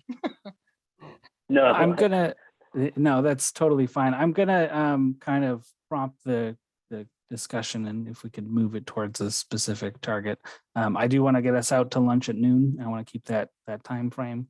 I think I've done pretty well setting the agenda. We have a little bit of extra time, which is nice.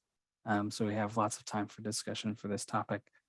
But I want to kind of prompt the guideline or the conversation. It sounds like ELTAC is recommending ELAP provide an additional kind of notice of notification of kind of like, these are the things that you should be doing, and these are the things that you need to be doing in order to really effectively perform the regulatory requirements.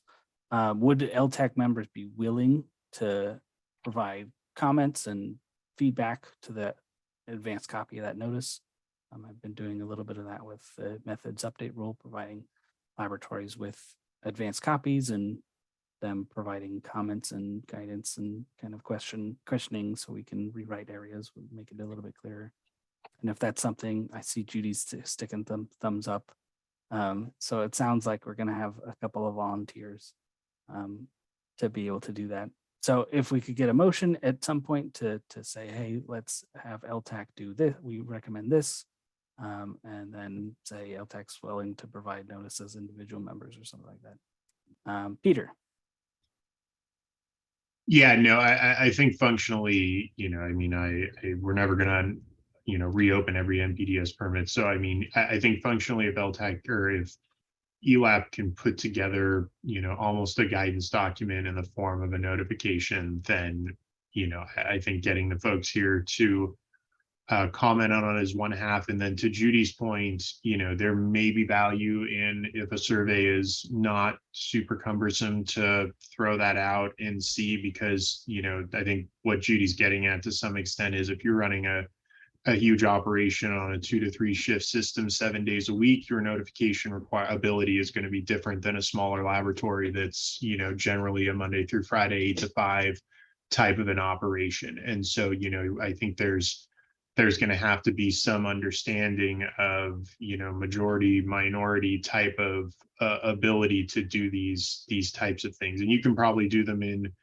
conjunction, or you can pose them as what ifs on the guidance document for the ELTAC folks to comment on. But I think it's going to be challenging to find a one shoe fits all solution for guidance within this, just given the different sizes and capabilities of the various labs that are certifying this. And then my only other sort of second tier comment is, once the guidance is, and I have absolutely no idea how to do this, by the way, once the guidance is done, making sure that it finds its way to the agencies, and to Josie's point, finds its way into RFPs being issued directly by the agencies out to either individual laboratories or consultants that are servicing a wider swath of their environmental services, so that there is that understanding and that requirement that moves down the contracting ladder from the agency to the prime, to any subs that are servicing on that contract, so that there is a level of awareness. Because as Josie said, if there's a project specific PLAP, if there are requirements, the labs are gonna follow those and abide by those. But it's that communication of making sure that it gets down to the individual lab level that is oftentimes challenging when dealing with stuff like this. Thank you. Augustine. Yes, so I mean, I guess everybody else sort of made the points I wanted to make, but one thing that we do in our lab, and I thought it was required, I was just looking that up. We put the pressure on the water systems to come up with that notification list, right? I have one I just pulled it that's really old from CDPH, but it's something we always do for any compliant sample for drinking water, that will have them give us all their contact information, and then also has engineers, daytime, nighttime, emergency lines, all down the line. And at the very end, it's like the local TV stations and radio stations. So, that's like the old school, kind of thing. But if ELOC could put out a guidance that way of requiring the water systems to do that, and requiring that they provide it to labs, or requiring the labs ask for it, I think it'd make all that stuff way easier, or at least more streamlined from our perspective.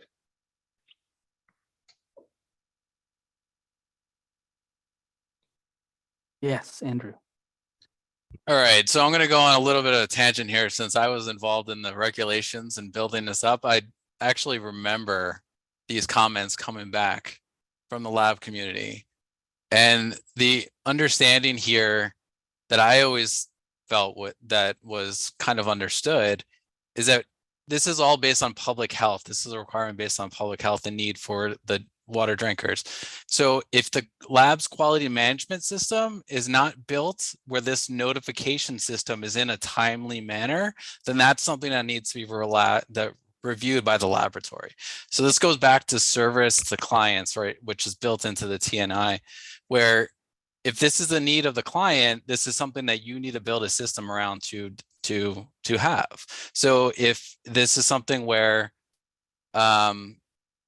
they're requiring notification levels on a weekend, this is something where you need to turn from a laboratory perspective, say, this is my process, and I will get this notification out, on the weekends, or I'll build a system. And if not, then I can't provide this service. So that was kind of the first kind of go around with this. And then the next thing was like, well, we have to also build in some timelines where they can review data, right, in a timely manner. But again, if you're looking at nitrates or bacteria, and you have results that aren't getting reviewed for a week, then I would say that your quality management system is not suitable for this purpose, right? Because the aim is to get it out within a timely manner.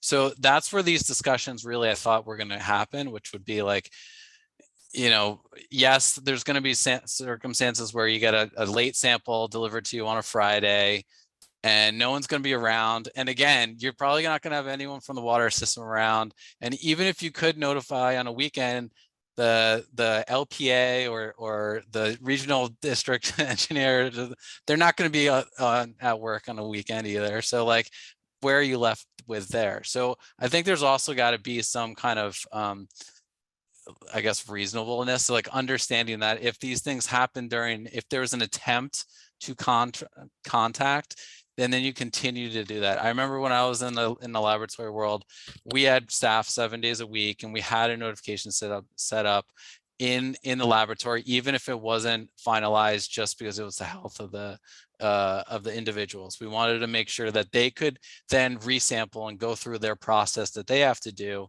to be more conservative and more protective of the water systems. That was just the process that I adopted, but I understand that each lab is going to be different. But I would say that if your management system is set up where you're not getting notifications out in a timely manner, whether or not it's 3, 4, 5 days after the analysis is completed, I don't think that hits the mark. And I think that's something that the laboratory community has to seriously kind of consider when going through this discussion. That's my two cents. Thank you, Andrew. Yes, I mean, that's well put, and kind of why we're bringing this here is, you know, we're thinking protection of public health. That's the lens we're looking at it from. We understand some of the procedural hurdles and laboratory operation points that get in the way, and I know you guys don't like to break your normal routine, because normal routine is kind of the lifeblood of the commercial laboratory and even the public laboratory, right? You guys want to have everything done the same way, and if something's taking a break or taking a sidestep, then you're going to document it and say, hey, we're going down a different path. I do want to stress that this is just for drinking water samples, right? It's the only requirement is the drinking water samples done in compliance with specific criteria. And then it's only for the acute contaminants, so bacteria, nitrates, chlorate, chlorine dioxide, and chloride, which I think some of those, the 48-hour ones, there's only a small handful of systems that actually use that. So the internal process for the laboratory needs to kind of reflect the regulatory requirements, and we want to make sure that the public is protected, at least on our side. We really need that kind of help of how do we make this super crystal clear to the laboratories of what exactly needs to be done. I've heard some great comments on items that we should include in a notice to kind of help speed that process along. Would it be better if ELAP provided like a default template of, you must have all of these things for all your drinking water clients, boom, boom, boom, boom, boom. Here's a list of all of the numbers that you should be collecting. And if you don't have these, you should just reject the drinking water samples outright because you don't have them. Is that kind of something you want to see in the notice? Is that something else? And then how can we, wordsmith this and get some more comments from the ELTAC members individually going forward. So, Peter. This may be a dumb question because I don't run a drinking water lab, but does ELAP actually accredit for having that QMS as part of being able to hold a drinking water accreditation?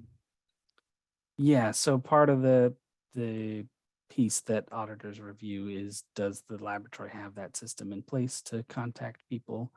And do they keep a record of methods and attempts of contact? Right? Okay. Not So necessarily theoretically, anyone that's taking samples should have that in place. So, I mean, the comment of, well, we're just not built to do that shouldn't necessarily apply, because anybody that holds that cert has this system and this ability. To some degree, yes. Yeah. Everyone does it a little bit differently, and that's part of the fun and the downside of the way that we have our regulation structured for laboratories. So. Yeah. Go ahead, Josie. Yeah, I just wanted to add, to Peter's point too. There's a reason why there's selected few that can only serve drinking water. Okay. There are laboratories that specialize in drinking in serving drinking water clients because of the stringent requirements and whatnot. And I'm supporting the fact that ELTAC will help ELAP to beef up the notice. And somewhere along an earlier conversation, we're talking about, you guys were asking what reasonable is of data review. Having run a chemistry laboratory in my earlier days, our focus is short holding test, right, requirements.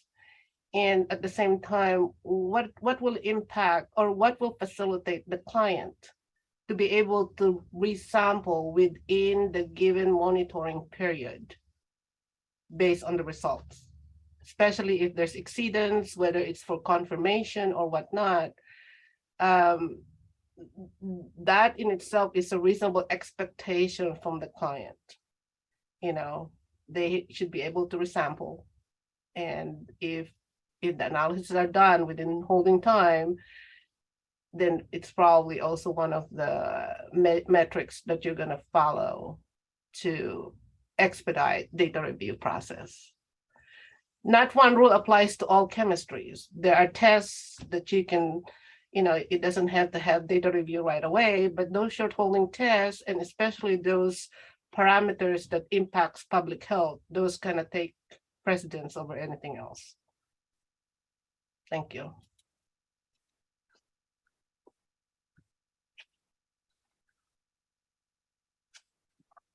Thanks everyone who's provided comments. This has been a pretty good discussion here. I think we have a bit clearer of an idea of what kind of path we want to move down.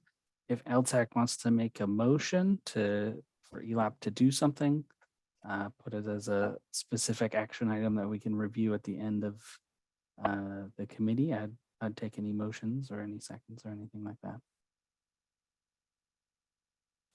Yeah, I can move to have ELAP take a look at rewriting the requirements and guidelines for notifications.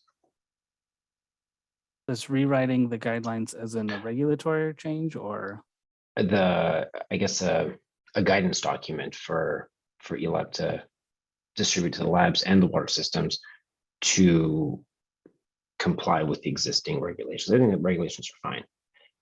It's just maybe a better way to follow through with that stuff, or more clear guidance. create a guidance document that could work for both laboratories and water systems to be able to comply with existing requirements. Okay. And I second that motion. And just with the seconds. All right. Great. All those in favor? Let's see. There's the difference between. Before you do, Okay, go the ahead. voting, this is my last official role as an ELTAC member, so I can vote, right? Yes, you can. Absolutely. Thank you. Yeah, and I was going to mention that at the end of the day, this is But, you know, Josie's last meeting. It's in the DELAPO report. I appreciate it.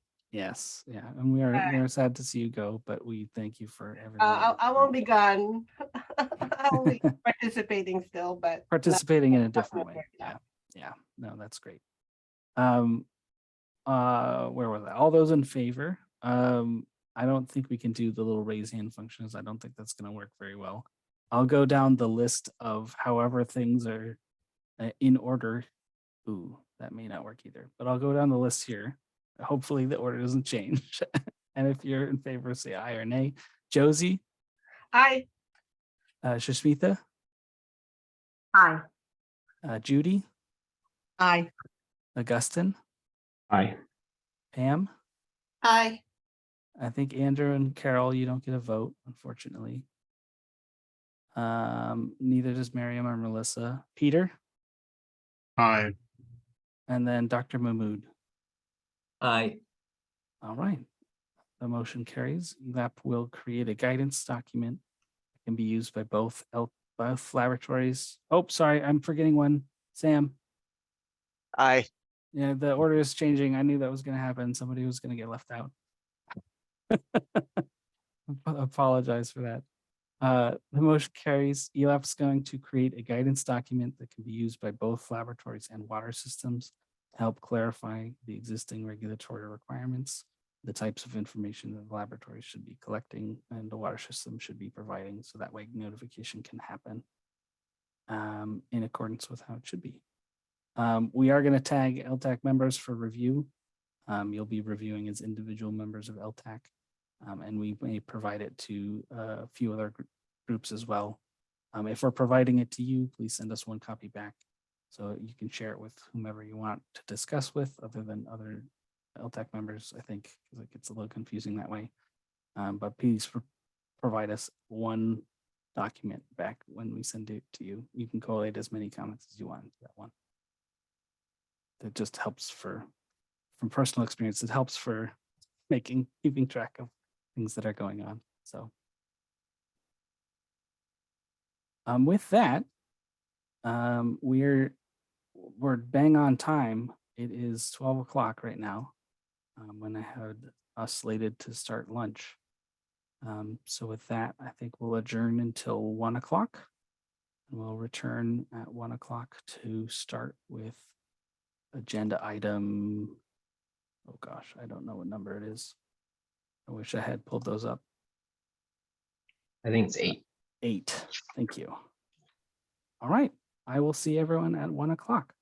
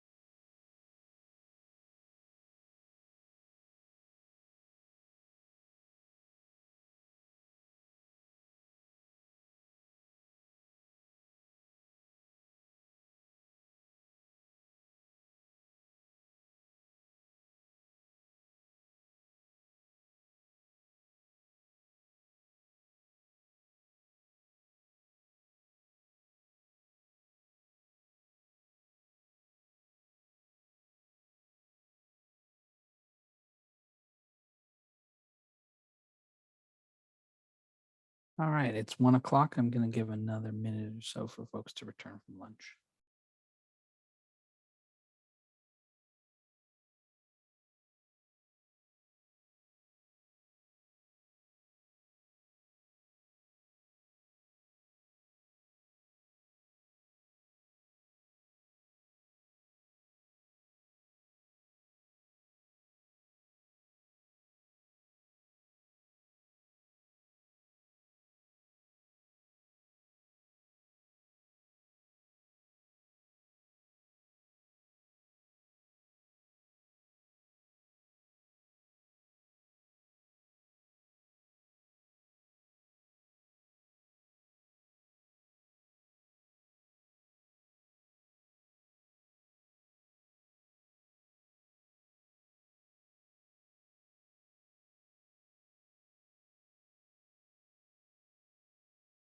All right, thanks everyone. Hope everyone had a great lunch. It's a little nice being remote. Can sometimes sneak off and make something for lunch. I was able to do that, so I'm pretty happy. That said, I'm going to move us on to our next agenda item topic, which let me get the screen is flashing. All right, which is the update on the subcommittee's document. The method selection for regulatory testing was the name of the subcommittee and the document that they were creating. And for that, I'm going to actually pass this off to Christine Sotelo. Hi, everyone. Thanks again for inviting me to give you an update on ELTAC subcommittee document on method selection for regulatory testing. So next slide, please. So I'm the program manager, obviously. Everyone knows that of the program. And so after reviewing the subcommittee document, a lot of internal discussion happened, and we wanted to update you on the status of the document. So my talk will cover a recap of the project and the goals, give you a status update, and then next steps. Next slide. So if you all recall, the origin of this committee document was that we were seeing some chronic problems with state agencies not understanding what the steps are to take before requesting ELAB offer an analytical test method for accreditation. I want to be clear that there are some programs that are better than others, but we did see consistent problems with most of the agency programs not understanding the steps. We gave you the example of the regional board's USGS method, where they contracted with USGS to develop an experimental research method for some targeted monitoring within their region. And then they wanted to expand it throughout their region and use other laboratories. And so they approached ELAP and asked us to offer it for accreditation. And upon review, we found that the SOP wasn't complete. It wasn't an auditable method. There weren't any QA/QC measurements. And unfortunately, the regional board spent a lot of money on equipment that was used to run the method. And so it was a cautionary tale and something that we don't want happening to other state agency programs, which is why we brought this topic to you all. Next slide. And so the ask was, if you remember, to request ELTAC to develop guidance document to be used by state agencies in the situation I just explained. And we know that you all are the experts. I want to mention that there are other entities within the board and other state agencies that are looking into this issue, but we wanted this committee, this industry, to have a voice in this issue. And we believe that new methodologies need to be evaluated through an objective process, and that this committee could drive a solution to this problem that we were seeing. So you all formed a committee to address the issue. Next slide. So I want to just say thank you so much for the time that everyone on the committee spent. I know you met multiple times, and I was listening into a lot of those meetings, and it was really awesome to hear all of the experts talk about these technical issues that many of us don't know the way that you all do. So thank you to Augustin, Pierre, and Judy Morgan for being the co-chairs, and to the other contributing members, Diane Anderson, which has retired and has left her seat, but also to Peter, Arth, Corinne Bell, Sam Choi, Andrew Hamilton, Chris Hand, of course, Pam Shimmer, and of course, Carol Wortham. So thank you all. Next slide. So what you all developed was an awesome 30-page document titled New Methods Validation Guide, and it provided guidelines for method validation to evaluate, and that can be applied to any analytical method, technology, analyte, or matrix, and also could be used in characterizing new and emerging environmental contaminants. And it was a guidance to help stakeholders determine method suitability, data quality objectives, help ensure scientifically valid data, and also guidance to help produce validation packages. So it's a very technical, I would say esoteric document that only laboratories professionals know, which leads me to the summary of my presentation. Next slide.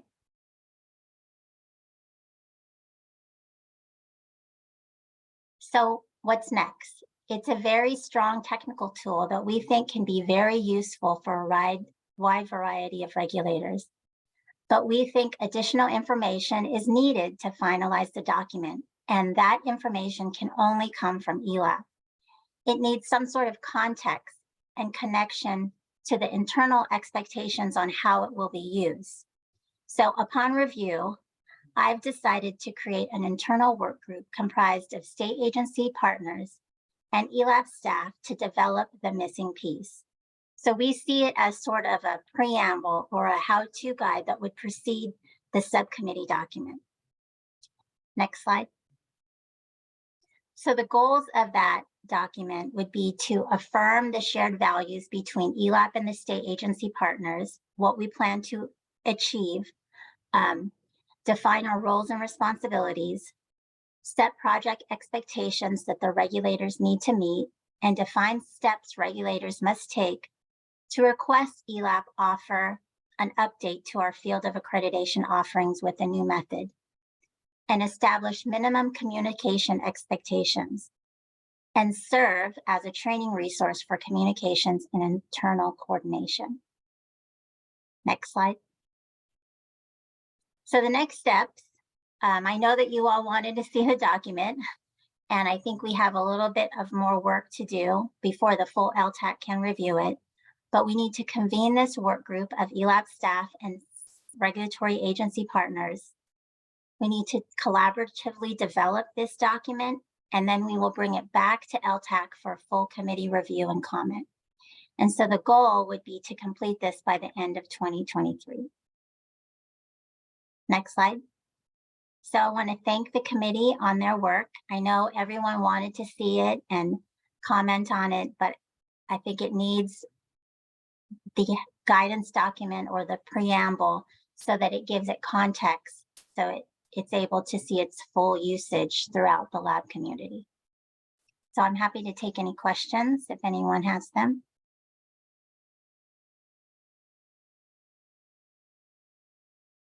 Thank you for that, Christine.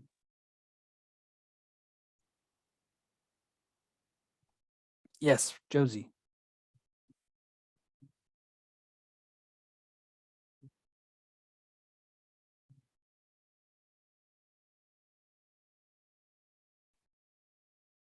Josie? I'm sorry. My system has a delay, so sorry. Well, first of all, I would like to thank you, the subcommittee members that have worked diligently and, conscientiously producing the preamble, as Christine said it. And Christine, thank you for the updates. In addition to the methods that you covered from the guidance document, is it also possible, since you're partnering with the state agency partners, that you also address, your partnership also address measurements typically approved by the regional water boards for inclusion in NPDES permit that's not typically found in the MUR. For example, online measurements of TDS.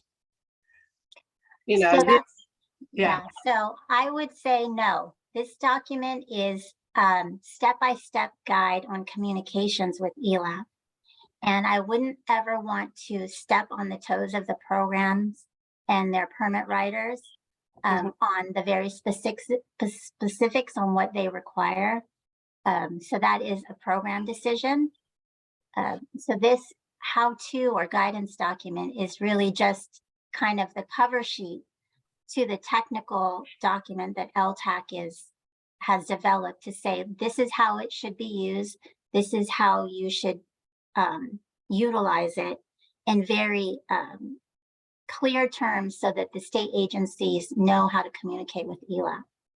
It's a very esoteric technical document, right, that only the laboratory community will understand. I think we all can read it and understand how it can be applied and how to use it. But if you handed this document to a program permit writer, it would really go over their heads. And so we don't want that to happen. We want them to understand how to use it, when to use it. And so that's what the proposal would be. All right. Well, in that case, as you know, there's a Clean Waters Act section that addresses online measurements, in situ measurements, and all of that. But at the same time, because of the progress in instrumentations, some of those new online measurements are not addressed under that Clean Water Act section. Like I said, TDS, you know, there are now probes that can be used for online monitoring, like ammonia and things like that. So in as much as I understand that we need to work with our permit regulator, I want you to be aware that there may be a need in the future to back those new online measurements are for approval and recognition. Okay, yeah, I hear what you're saying. I would probably look to Andrew Hamilton to maybe respond to this comment that Josie has. Sure. Josie, I'm pretty sure I'm aware of this situation with the TDS online monitoring, and we have to come up with, I think, a process of which the permit writers, the regional boards, adopt these new inline meters and such, because there's discussions about potentially having to write like ATPs to use this technology, and that's just not the direction that we want to go. So I know what you're talking about, but I don't think that it is in line with what this is in this case. This is a method validation approach, and this is something that we want to have when we're bringing on new methodologies to the analytical testing world, the laboratory testing world, not necessarily inline monitors and such. Yeah, well, thank you for that clarification. And again, you know, having read some permits, you know, it's now hard coded that testing, you know, need to be ELAC certified, but I think there should be some narrative with a few exceptions. Thank you.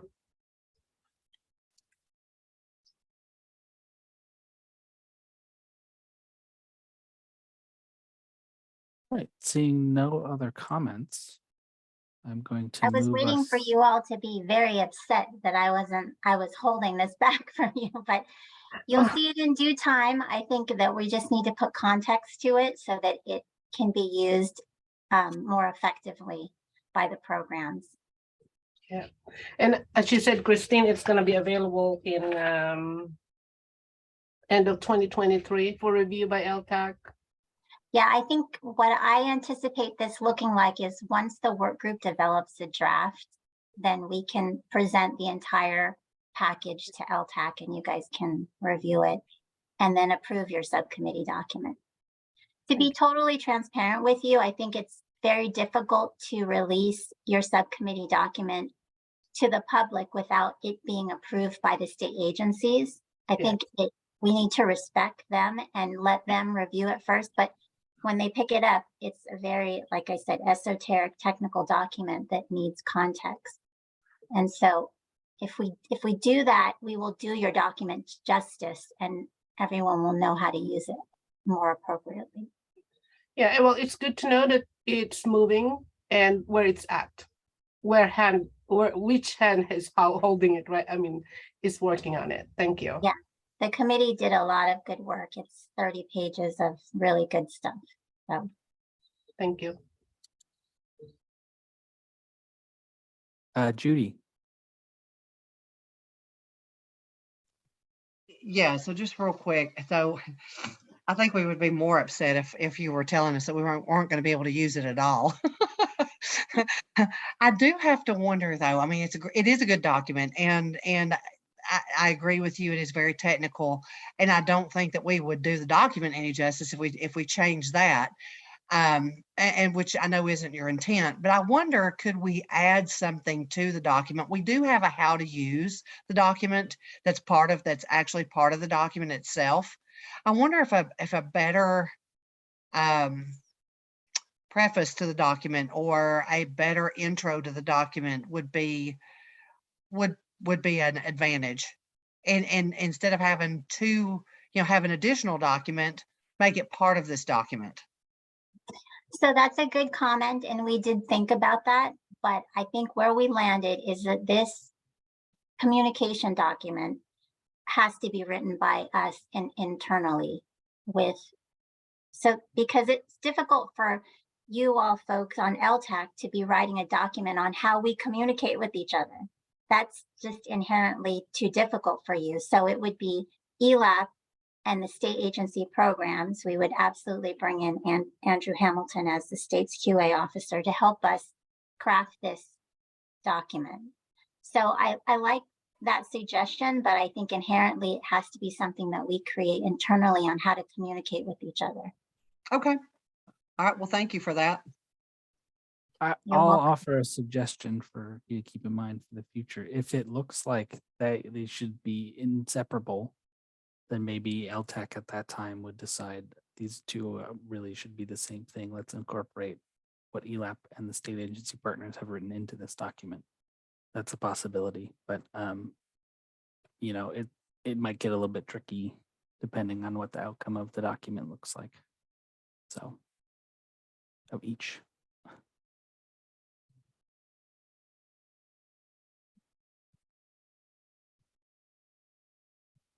I think after you see the final documents, the subcommittee could also reconvene if they want to make updates to it.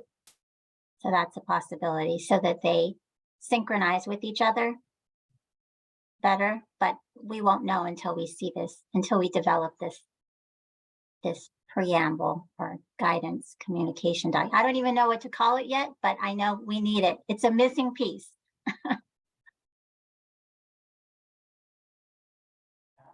All right, I'm going to move us on to our next topic here.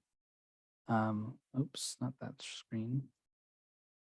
It's always fun to share screens on Zoom here, which we have titled the ELAP Accreditation Process Improvement Project. And again, that's going to be handled by Christine. Hello again. Okay, so this is about the ELAP accreditation process and improving that process. Next slide. So I'm going to give you a bit of a background, provide the ask that we have for you, and then talk a little bit about next steps. Next slide.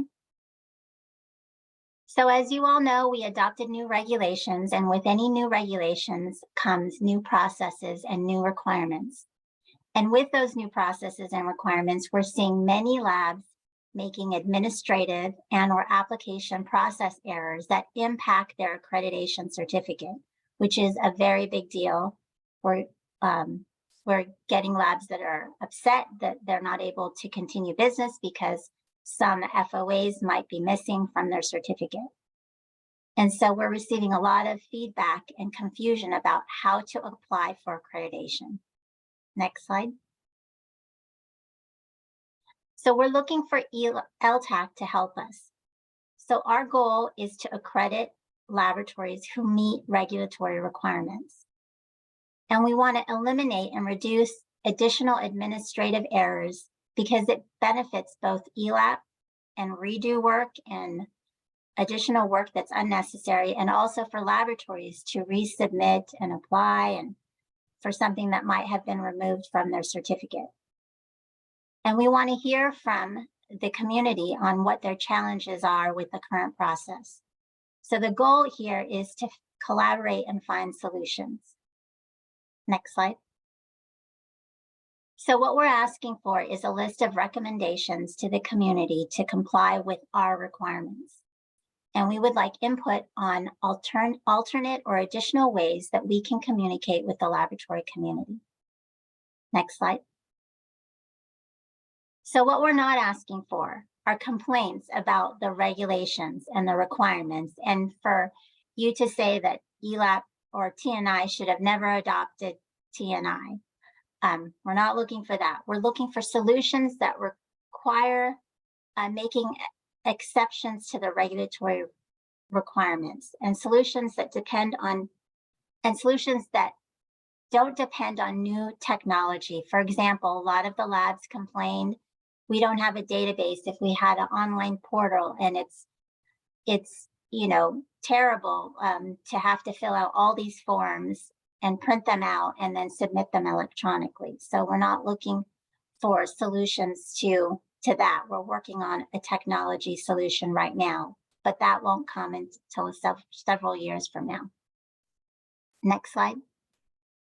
So we want to just continuously improve ELAP, and we want to be able to implement any of the subcommittee's recommendations that make sense, that help us improve. And we want to test drive these recommendations so that we're more effective and improve the overall laboratory application experience. So it's clear with our application directions, it's fast, and it's as efficient as possible. Next slide. So the ask really is to see if a subcommittee would like to form to kind of review what we're doing as we implement our new regulations and our application requirements. So we're looking for volunteers or a motion for a subcommittee.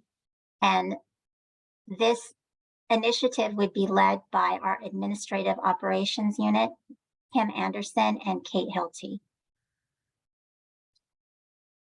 Next slide. And that's it. Thank you. Judy, go ahead. I'm always going to have a question. Okay. So before I knew what this was, or knew the details of this, I have talked with a lot of the laboratories, many of them, located right there in California, about their struggles with the new process and things. So I 100% agree with having a subcommittee. I think feedback from those laboratories, and back to your point, Christine, it's definitely not an opportunity to complain about things unrelated to this. As a matter of fact, it's not a complaint ask. It's more or less what have been your struggles, and it's root cause basically is what it comes down to. What's missing in this process, that maybe the labs could fill in those gaps by answering just a few questions. So I absolutely agree with the subcommittee. I'd be happy to be part of that, just simply because I know several people who have been affected by it. So that's just my comments and support for the idea. Thank you. Peter. Yeah, so I'll write off of Judy's comment a little bit and say that I 100% support this as someone who has had a personal experience with it. I think that, ultimately, to Judy's point, it's not about the regulations. It's about how can clarification be brought on both sides of the equation. Everybody holds a hand in this, the responding laboratories in providing ELAP what they need to be able to make the process smooth, and on ELAP side, making sure that they're clearly communicating with the labs what is required as part of the application process. So I 100% support forming the committee, and I'd be happy to participate in it as well. because I think that it will go a long way on both sides of easing some of the angst in the application process and cut down on headaches on both ELAP side and on the side of the laboratories that are applying for accreditation.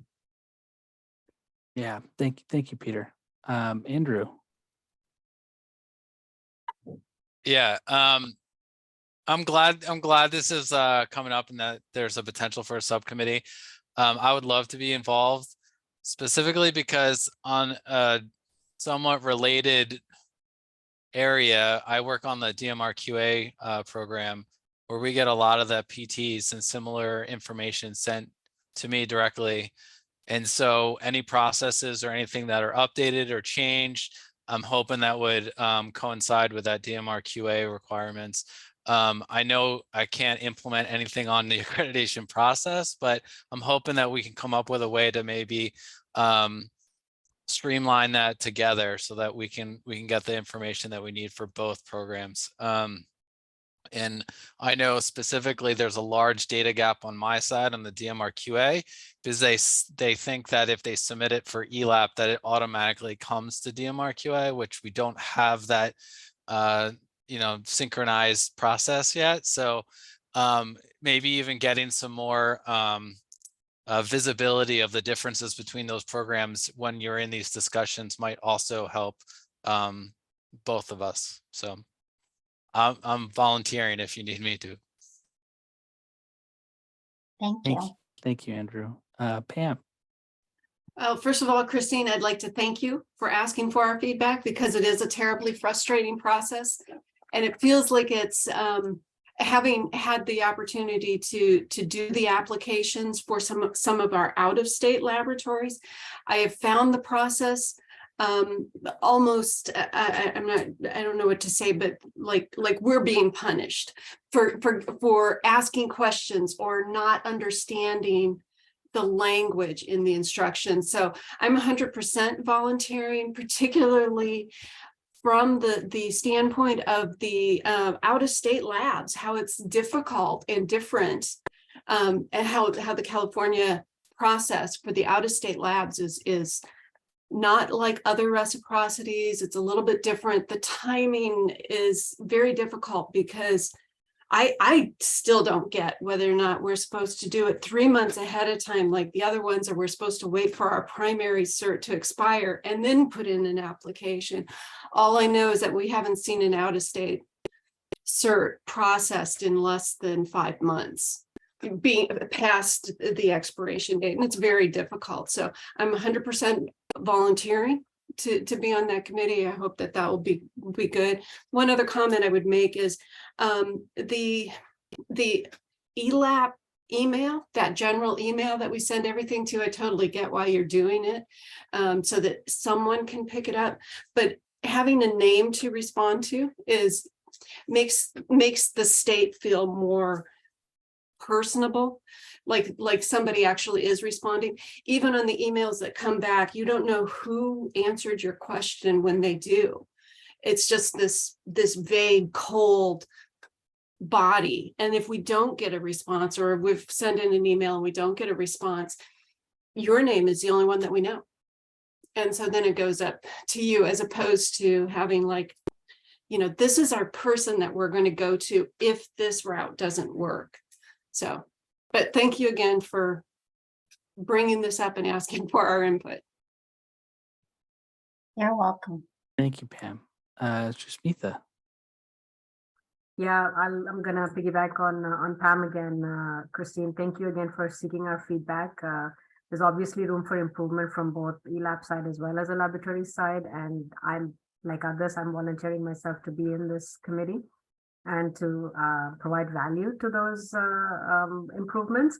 But definitely, I mean, this has been a challenge these 2 years, and a lot of labs have had the unfortunate case where their accreditation was at stake. And I'm not immune to that. I have made some errors on my application. And so, definitely looking for ways that I could add to this process. Thank you very much. Thank you. Augustine. Yeah, same as kind of everybody else. We're happy to help with this. Also, it's a lot has a moderately big, I guess, list of FOAs. We definitely have made mistakes also and submitted things incorrectly. And yeah, wherever we can, facilitate that communication would be great. It'd be great for the labs, especially the labs that are like struggling with TNI and all that stuff on top of everything else. We'd be happy to help with that stuff. Thank you. Sam. I don't know if you have too many volunteers at this point, Christopher, but I'll be more than happy to volunteer as well. I mean, I think we have some experience with some challenges, especially since we're dual accredited with TNI, some just challenges with just matching up the method names. There's been challenges to that, and just kind of get approval across the board. And then just selfish here, but I would like to know more about the DMR QA process as well. So something to learn from with Andrew. So if you need a volunteer, I'd be more than happy to volunteer. Thank you. Thank you, Sam. Thanks, Sam. Josie. Yes, hi. Well, first of all, we have this challenge, but at the same time, I would like to recognize ELAB and your staff because you continue to reach out to laboratory communities such as CWEA. And, it's good to have that opportunity to provide you with feedback. Putting it on the ELTAC shoulder as for a subcommittee, I think is a great idea. Because it will expand the net of feedback that you're going to be receiving for this effort. Thank you. Awesome. Thank you for everyone's voluntary participation. I'm looking forward to it. I think we really need a forum where we can open the curtains and show you what we're doing and how we do it and why we do it. A lot of it is like a black box. You don't know why we made a decision. And if we could share with you some of the reasons, it might be resource, it might be technology, it might be the regulatory language that, hamstrings us. I think having a forum where we can talk about it with all of you important, knowledgeable people that can help us communicate better and maybe come with a more durable decision or solution would really be helpful. So I really am happy that you guys wanted to sacrifice your time to help us. So thank you so much.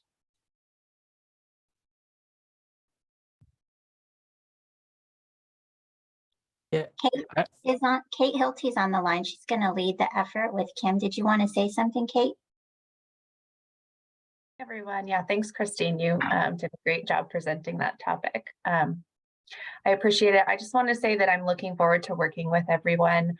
I think that there's a lot of mutual frustration happening right now on both sides of the aisle with ELAP internally and with the laboratories, and that this really gives us an opportunity to put our heads together and get a much happier and symbiotic relationship for everyone involved.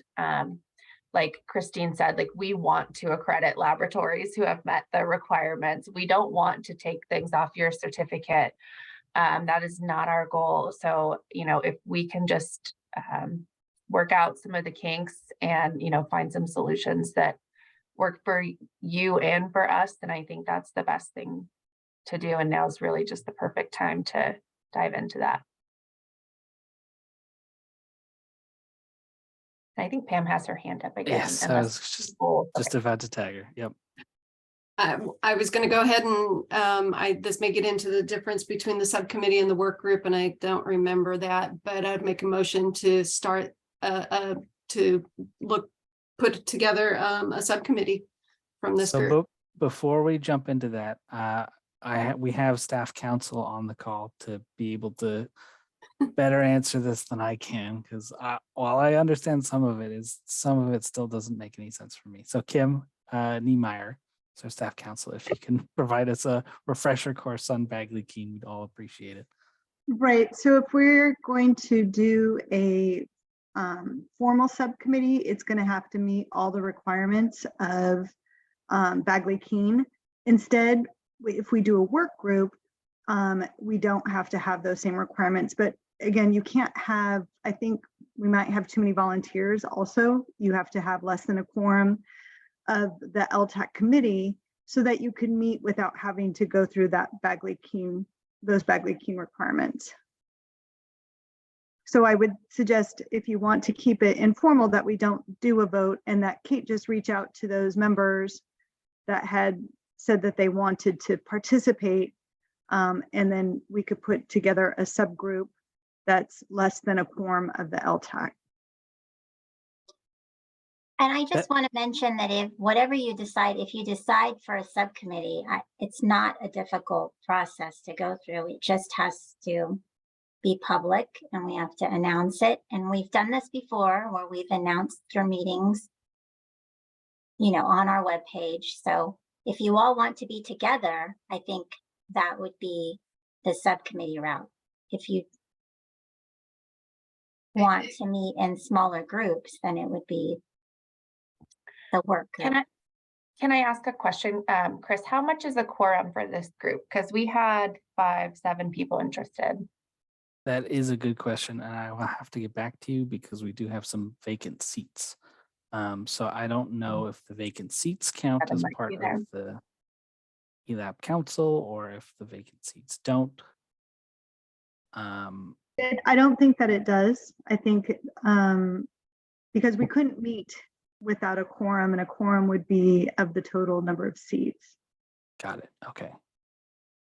So then it would be empty seats don't count as part of the quorum. So it's basically of the members here. No, of the total members. Total members. Okay. Yeah. Got it. So of the empty seats too. So how many people do you need to meet? What's the full number of seats generally? I actually don't know off the top of my head. I emailed Okay, no worries. everyone individually. But we could maybe, I don't know how you want to come back around, figure that out. I can look, just give 2 seconds. Possibly having a subcommittee, just once we get that worked out, might be the route to go, because then it will be released to the public, and everybody is going to have an input on this. I mean, that's going to slog us down when we open it up a little bit, but if we manage that, I think that we do want to hear from the community, not the complaints, as Christine was saying, but where are their challenges on this, and maybe make some way that we can get a query out or request information, however we're meeting. But a subcommittee also, it's not, so anything that whether it's a work group or subcommittee, could come back to the full LTAC, and you could make, things available to the public in your public meeting. If you create a subcommittee, these will be public meetings, subject to the Bagley-Keene. Yeah, and Kim, I just checked. So we have 8 voting members and 6 non-voting members. I don't know if that makes a difference, but there is 14 total. I think it would just be of the voting members. Okay, so then that's 7 out of 8. So that's definitely that will work. So, yeah, so if everyone wants to participate, then I think probably your subcommittee route is better. So. Unless everyone wants to participate and you want us to do short, full LTAC meetings. That might be the way to go, where the focus of those LTAC meetings is this issue. Yeah, you can do it that way. So a standing item on this. I would just say that in my experience with ELAP at this point, which is almost 8 years now, going the full LTAC / subcommittee route slows the pace down of how quickly we can get things done. So if that is something that everyone is comfortable with and we want to go that route, then absolutely, like Christine said, we can. It's just a bigger lift to do these public meetings. That's all. Kate, If you can't tell, it's not my preference. Kate, is there the opportunity to have additional LTAC meetings that are just, maybe an hour long focused on this particular issue? Or are you set? Yeah, I mean, that to me sounds like pretty similar to how we ran the subcommittee meetings to run, to develop the subcommittee document on new methods. So again, I don't think it's hard either route. It's just, it goes slower. if we did go the, public route, Badly Keen. It sounds like that might be kind of the best bet. The other, just putting a Kim. suggestion before I tag Peter, route would be to do, everyone gets to do a tiny piece and then have the full LTAC meeting where everyone shares the tiny piece that they were working on together, and the full committee discusses all of those little pieces. So that way we're meeting individually, can talk individually in regards to Bagley King. We don't have to worry as much about that, but then we still bring the full LTAC committee in to get everyone's opinions and everyone's thoughts and feedback. So just another idea to keep in mind as well. Peter.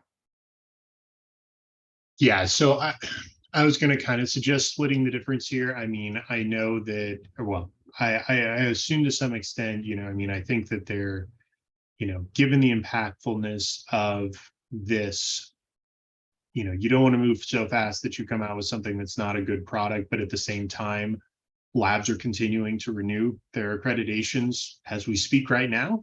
And, I think getting at least a superficial shot at this done sooner rather than later, and being able to work in smaller teams to get the pace going may be helpful and advisable. I mean, I don't necessarily see this as everyone's going to throw their hat in on the same thing. Chris, to your point, I think, as we start to digest this down, you can end up with someone who focuses on, out of state, someone that focuses on the different methodologies within the accreditation. You could have someone that looks at DMR, and then you could have a couple of overarching people that are looking at a full process. The question would kind of come back to, in a working group, Christine, it's going to come back to you a little bit of, do you foresee yourself being, do you want to be the overseer of this, or would you rather that LTAC sort of takes the process and run with it? Or do you split the difference and you put one person from LTAC and one person, Caitlin, from your team, as sort of the two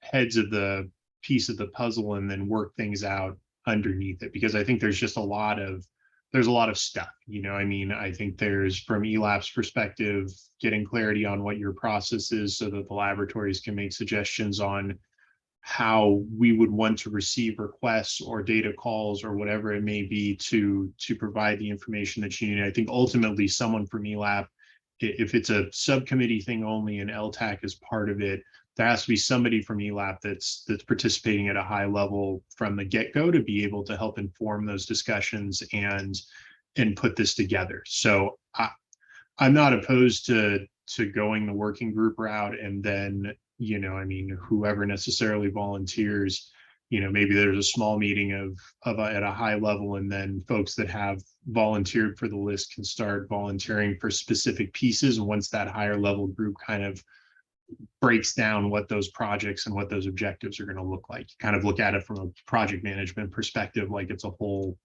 thing that you take front to back.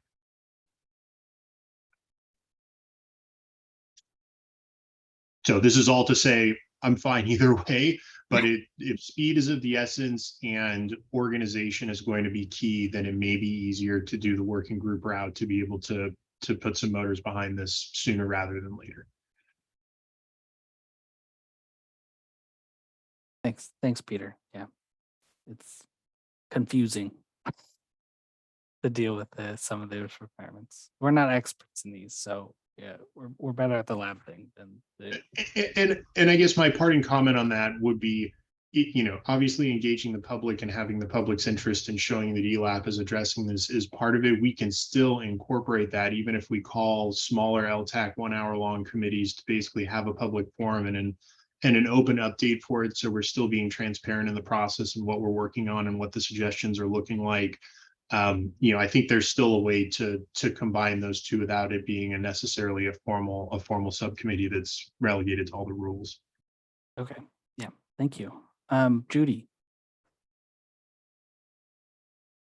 Yeah, I just want to echo what Peter just said. Basically, I'm good either way, but I'm kind of the same mind. Originally I thought, oh yeah, let's just do the whole committee since everybody's interested. But the constraints that poses on communication and timeliness and things such as that, I kind of want to go the working group route as well, just simply because I think we would get more done faster. Mhm. So, and I think also that the information that we gather as a group, I think might actually answer some of the questions that the public are going to ask anyway. So I think that once we bring it to the public for comment or bring it out to the, to the ELTAC, public meeting for comment, that a lot of what we will have done up to that point will have answered a lot of those questions. So I think it will bring a more thoughtful discussion if we bring intel into that meeting.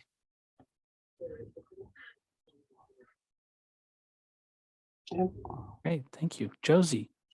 Yeah, I echo Peter and Judy's route. I think having work groups allow flexibility to the members of those work groups to also reach out to other experts outside of ELTAC. And further, there's another challenge coming to us that may be taken into consideration. There's another transition coming up in January 1st, 2024. So that's going to create a lot of, again, clarification of what's going to be sunsetting and what's going to be the impact in all of those. So I think because of the urgency of needs to clarify the information now, and so that people don't get frustrated, I think the workbook route is probably the best way to go. Thank you. Thanks, Josie. Pam. I believe the work group you're saying are smaller groups that, you can't have we're going to have fewer than 4 people, fewer than 3 or fewer on the groups. I think if we're saying we have 8 voting members, right, because we have to have less than a quorum, maybe what we need is multiple work groups, because we do all have skin in this. Maybe how we break that apart, maybe like one on covering the direct certifications for the simple technologies, which are going to have to deal with the audits and the FOTs from California, those with the complicated technology that are using the TPAs, and then one for the out-of-state labs, which is using it as a reciprocity as opposed to the TPAs. It's a different set of rules and instructions, and then give them goals as far as what are the issues, and then look at the instructions and take a look at the instructions that are being put out by California for dealing with this, and then getting the general comments.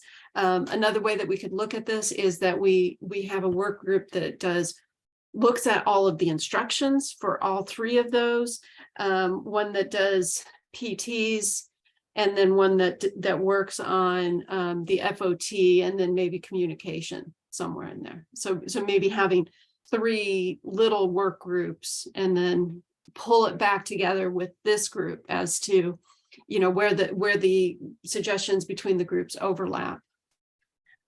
Yeah, I can jump in here for a sec, Chris. Pam, I think we're thinking along the same lines. I'm definitely thinking we will have like subgroups that we will work with, like me and my staff will work with directly on specific problems. But what I want to do to start with is figure out where the problems are, right? So that's what the call out will be. And Josie had mentioned, you all being able to go back to your constituents, and that's exactly what we want, right? We want to do this kind of how we did the call out for questions about third parties several years back before we brought them in, was to say, what are the questions the community has, right? And so bring those to us, let us compile them, let us take a look at what that is, and then we'll form the groups based on the areas that people are having issues with and what makes sense there.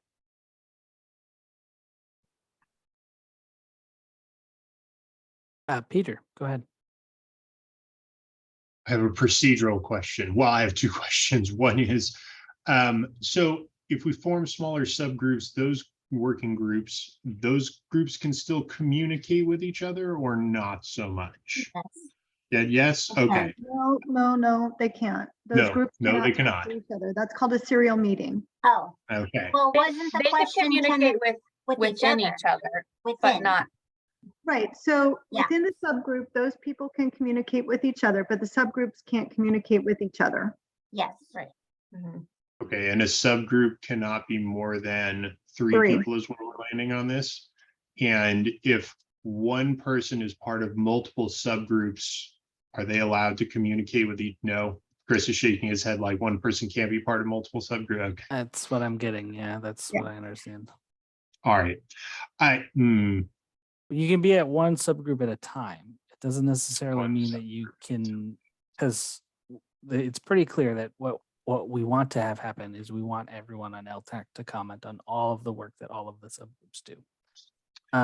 So I think at that point, maybe restructuring the groups.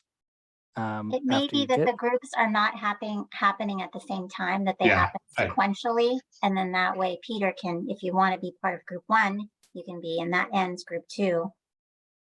Yeah, Could- or we yeah, 'cause use the it- groups to do preliminary work and then we come back together as a whole group once we start talking about developing recommendations and projects that could be used. Yeah, I mean, that would be what I would suggest, that your subcommittees then come back together at an LTAC meeting and it's an open forum and everyone can, talk about the issues.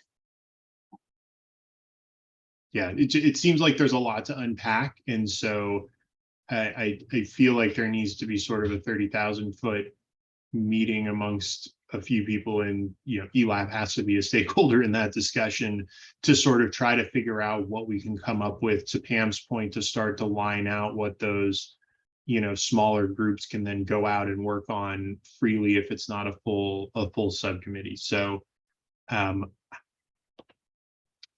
that's tough to, I mean, ultimately, Christine, it's got to come down to what does this meet the needs of what you're looking for with regard to ELAB coming away with the clarity that it needs. I mean, to Pam's point, everybody's got skin in this game. We all want to pour time and effort into this because it's all, sequentially beneficial to us as laboratories applying for accreditation with ELAB. So I guess I'd like to hear from you, what is your ultimate preference in how this gets sorted out?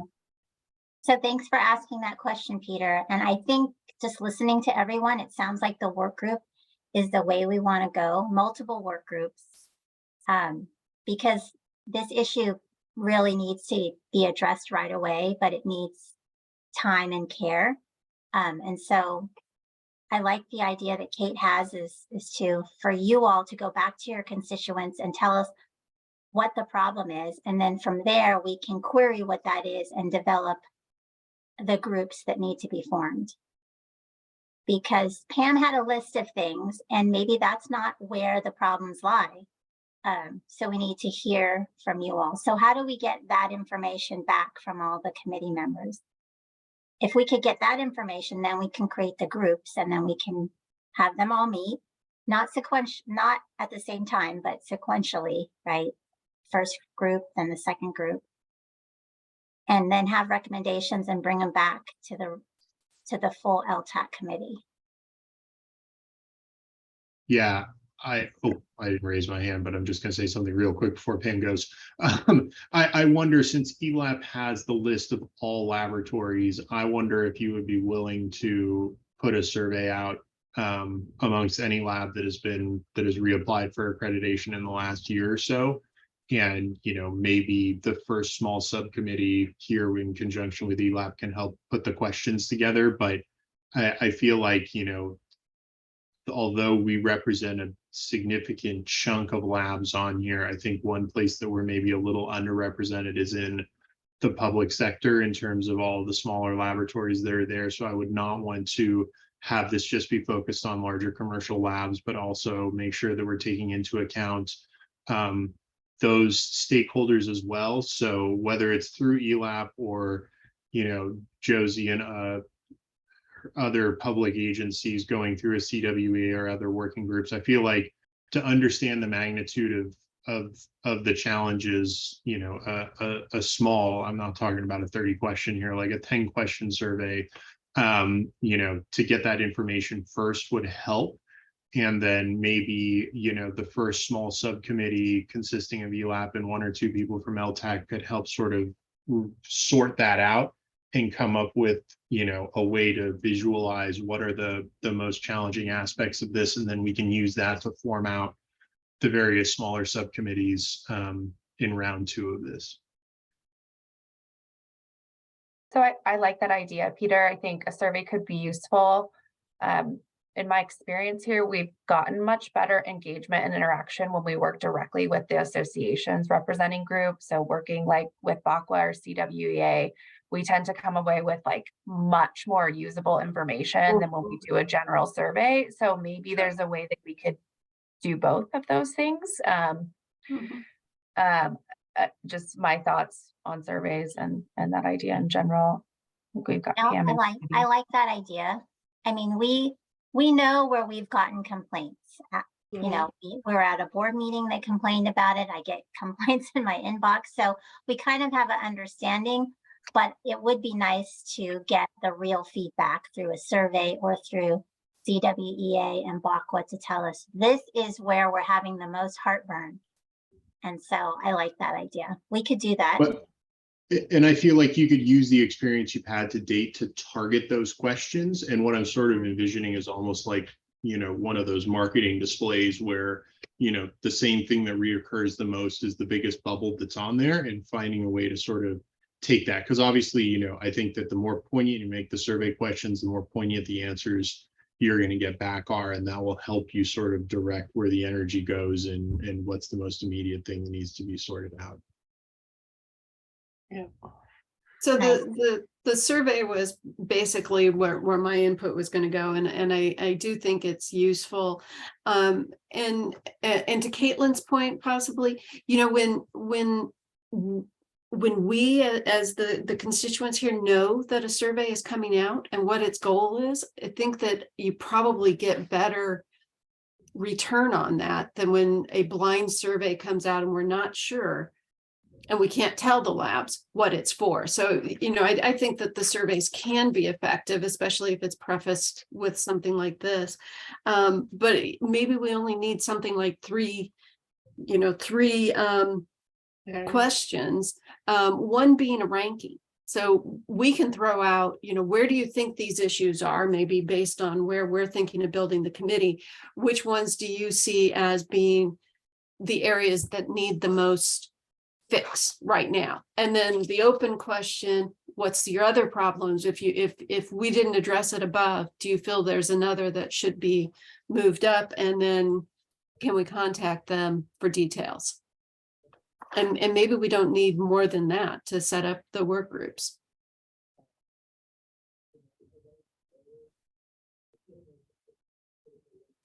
So I'm going to look to Chris and Kim.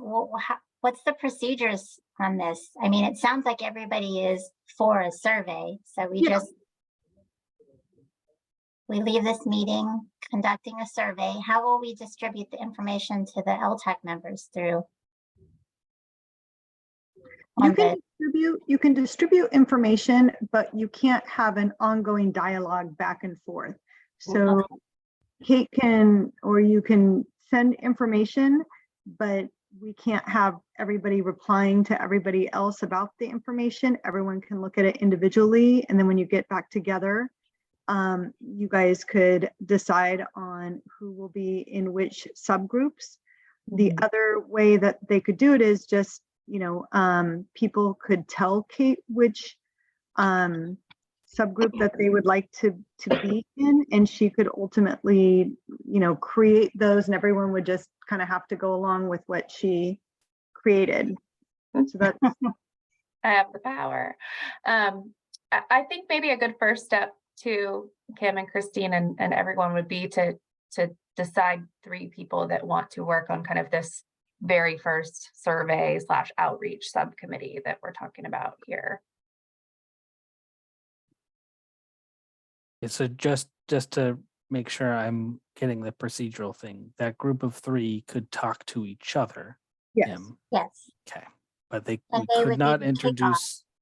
And not we could introduce also anyone further past that. Right, and then I could also distribute information from that subcommittee to the rest of ELTAC for informational purposes, as long as we're not discussing it back and forth. Looks like you have 3 in a row right there. I know everyone has been patiently waiting, so just want to make sure we're on with an understanding that this small group of people would work ahead of time all LTAC would come back together and say, yes, these are the groups that we want to have. Everything looks square. That would be a shorter meeting where we can have to get a quorum of LTAC members, which is part of the reason that why it's a little bit slower if we grab the whole group.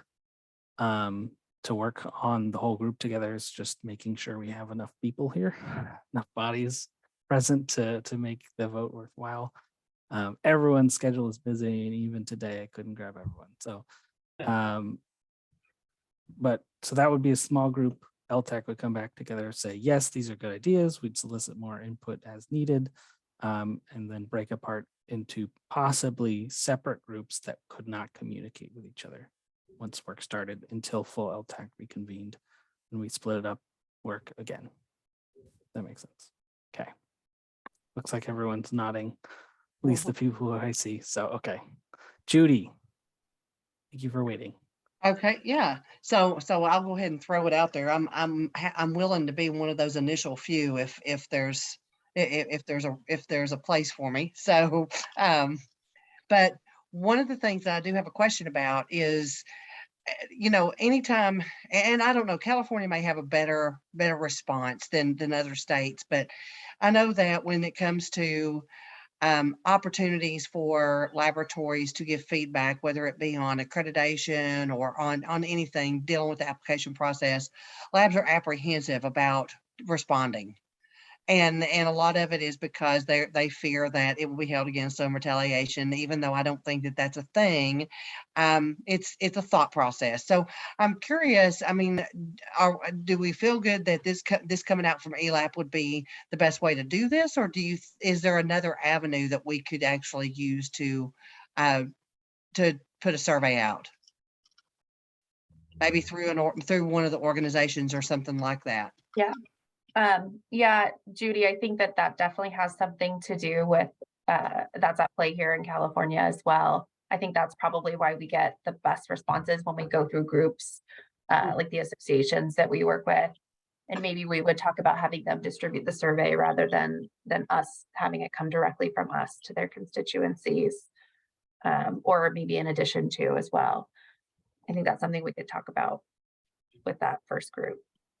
Yeah. Okay, great. Because one of the things I know, at least with ACIL and some of the other organizations that I'm affiliated with, I know a lot of times if you give good assurance of anonymity and being able to be truly honest with your responses, I know you get a better response. So it's just a thought, from my side. But thank you. Caitlin, I'm just going to interrupt there just real quick. The commercial lab groups, other than ACIL, they are harder to get the commercial, especially with the out of state. That's why I'm looking for a survey. And commercial labs will respond to these surveys if they know what it's for. So as Judy says, if they worry about where it's going, if we're telling them this is what it's for. And if we have the ability to kind of talk with some of the labs, but we can't talk to some 100, and there isn't an organization that hits all the commercial labs, it will just go over better that way. So sorry to interrupt on that. No problem. Thanks, Pam.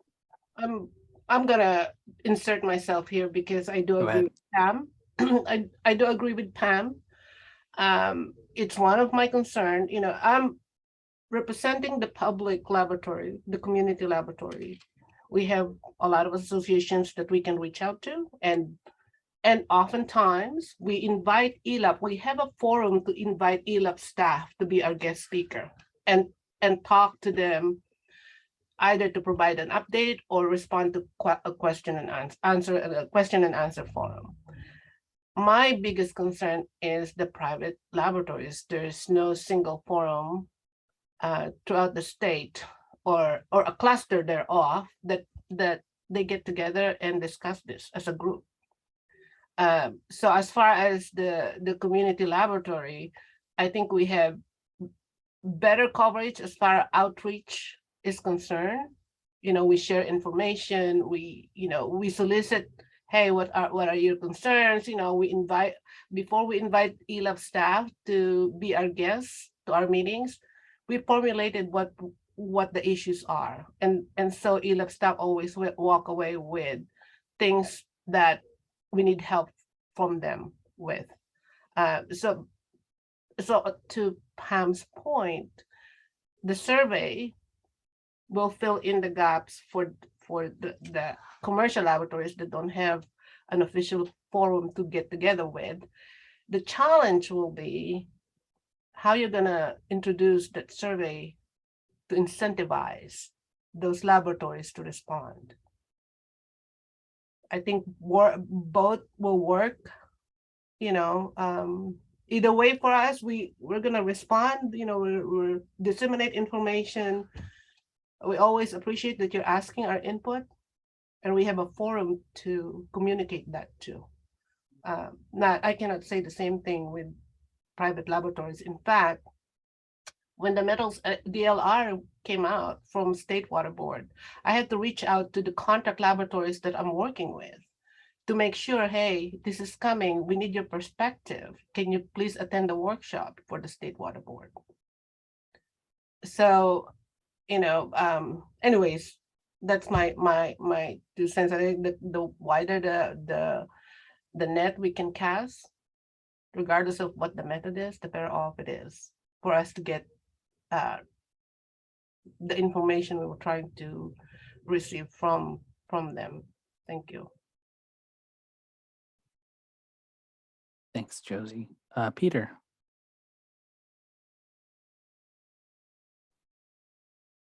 Trying to come up with a clever answer for Josie's how do you get to all the commercial labs while she was talking through it, and I'm not sure I completely did. But with that being said, to Judy's point, I think that between the ACILs of the world,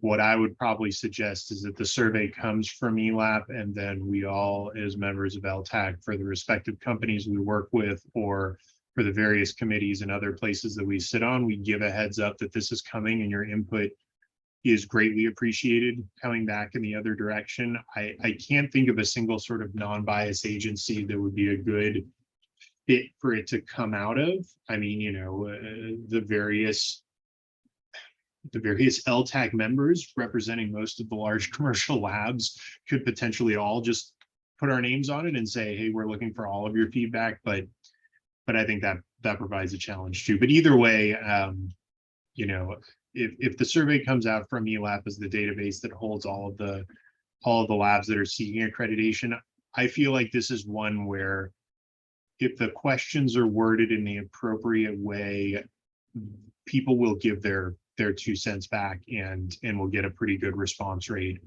on it. Ultimately, I think it'll come down to, just like with a lot of things, it's how you ask the question when it comes down to it. So I think with a few well-worded questions, to Pam's point, you should get a pretty strong response rate from all the commercial labs that are accredited in the state. I'm also happy to volunteer to be on the first smaller committee if that is to the liking of the groups, as I see Jade smiling at me. We just took note of Judy volunteering for the first one, so you'd be the second volunteer for the first group there. The timing was pretty on point in terms of the group. I think we can have up to 3. So if you want to have a third person who wants to help distribute the questions and provide input on what the questions are, I think that's what the first group would be working on. Is that right, Kate? I'm seeing heads nod from 3 people, so it sounds More like space. I got that right. So we can have one more if anyone wants to volunteer. I can volunteer, Chris. Perfect. Yay, okay. All right, Judy, Peter, and Sushmita. So I'll be reaching out to you all to get the ball rolling on our first work group meeting. Thank you for volunteering. Let's say I volunteer, I would have, can I volunteer, Sushmita, please? Thank you, Sushmita. Hey, on that note, Chris, Yes. even public participation should be okay too, right? It doesn't Correct. necessarily have to be ELTAC members That's for a work correct. group? Okay. So that Because- might be better for the multiple work groups that'll happen after the survey goes out. Just so that way we have more participation, not necessarily from ELTAC, but from more members of the community. We wanted to have those branch out and invite some more Right, folks because I from- did have members ask at one of the previous CWA trainings that if they wanted to participate, but they didn't know how. So this is great. Oh, yeah, great. And then one more procedural question, just for the group. Before the survey goes out, do you want ELTAC, full ELTAC to vote or provide input on the questions before they go out? I would say yes.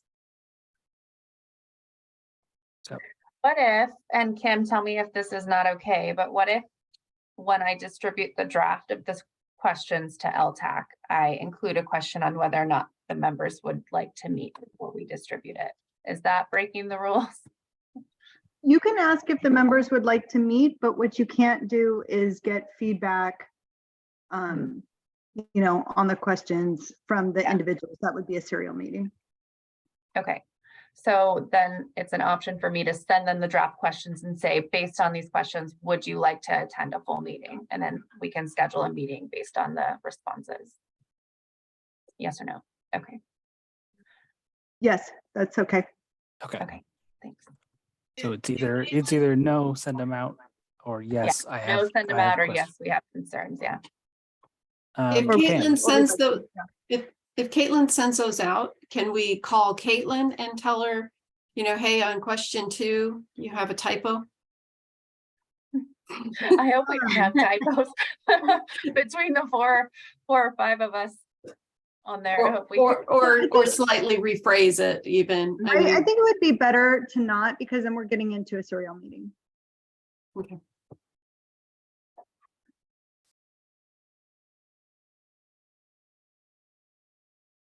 Well, thank you so Maybe much, everyone. TBD on the question, Chris. Yeah, This so is exciting. we'll find out if ELTAC is meeting before the questions go out or not. But in either case, you will see them before they go out. So that's good. Okay, I think we have a plan set for this, Christine.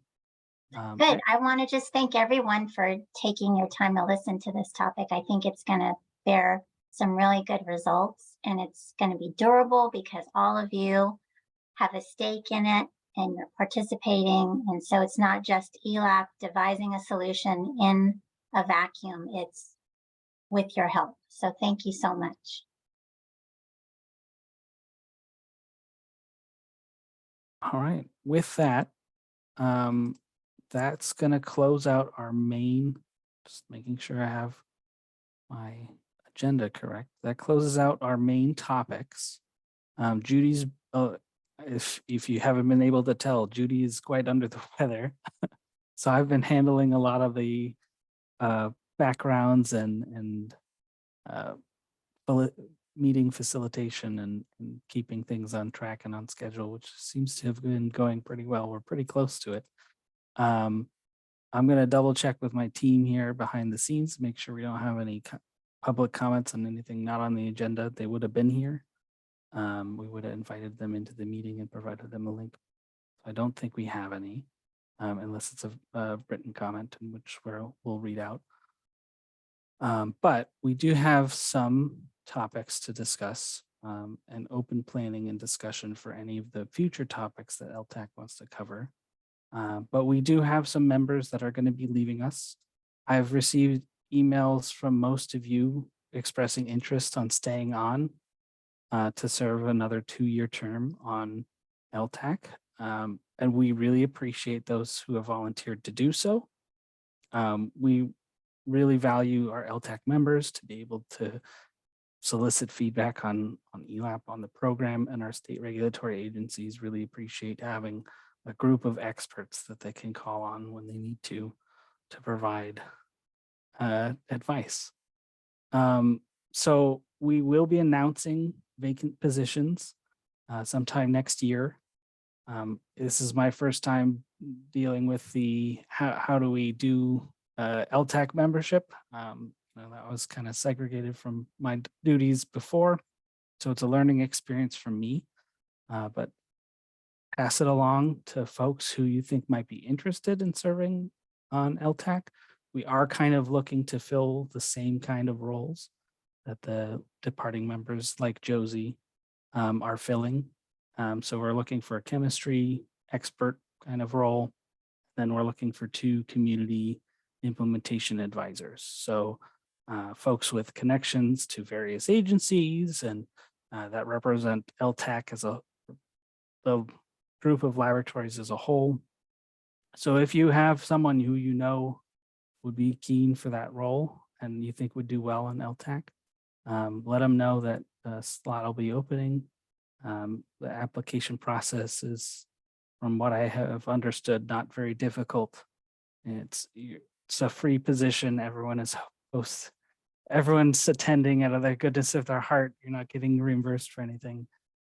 So it is low stakes, we'll say, but you can have a big impact on this program. And we really appreciate those who are able to volunteer their time to spend with us. So if you have any ideas or thoughts or of people that you think we should specifically reach out to too, feel free to let me, myself, Jen, or Christine know as we're working behind the scenes to try to figure out how to attract some more interest in ELTAC as well. So really thank that, and I'll leave it open to anyone who has any thoughts or future discussions about future topics that ELTAC should maybe tackle.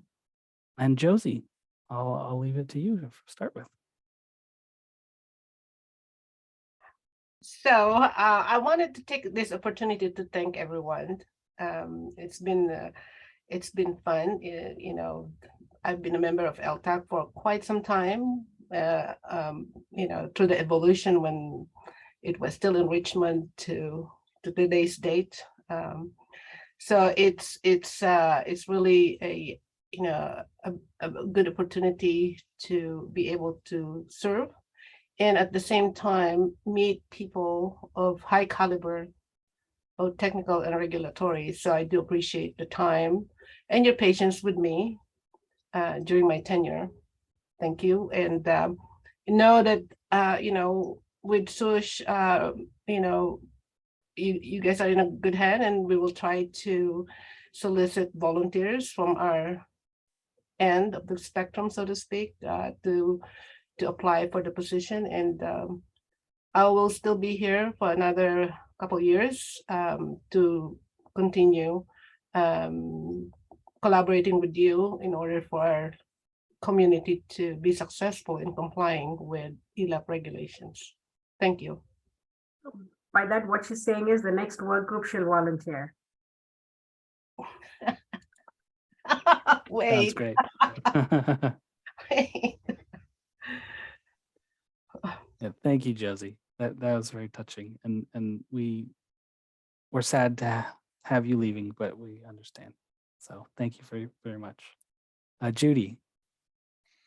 Yeah, I want to thank Josie for her service on the committee. I don't know how long she's been on, but apparently it's been a while. And being one of the newer folks, I myself can attest to being thankful to be surrounded by so many experts in what they do. And it's been an absolute pleasure serving with you, Josie. Thank you, Judy. Likewise.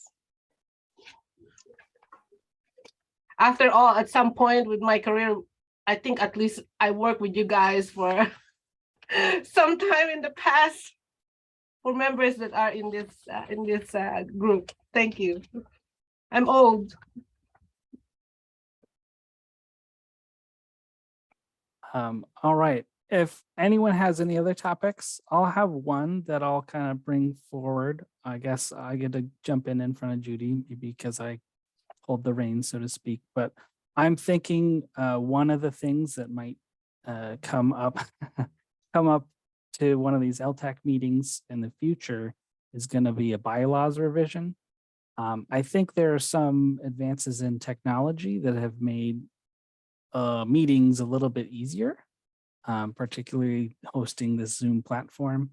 The statute and the rules for open meetings has continually changed since 2020 for the better on the most part. So things like that, where there's little areas where we can make the process a little bit easier for both ELAP and maybe be more predictable, have set meeting dates or meeting months. ELTAC shall meet on these months throughout the year.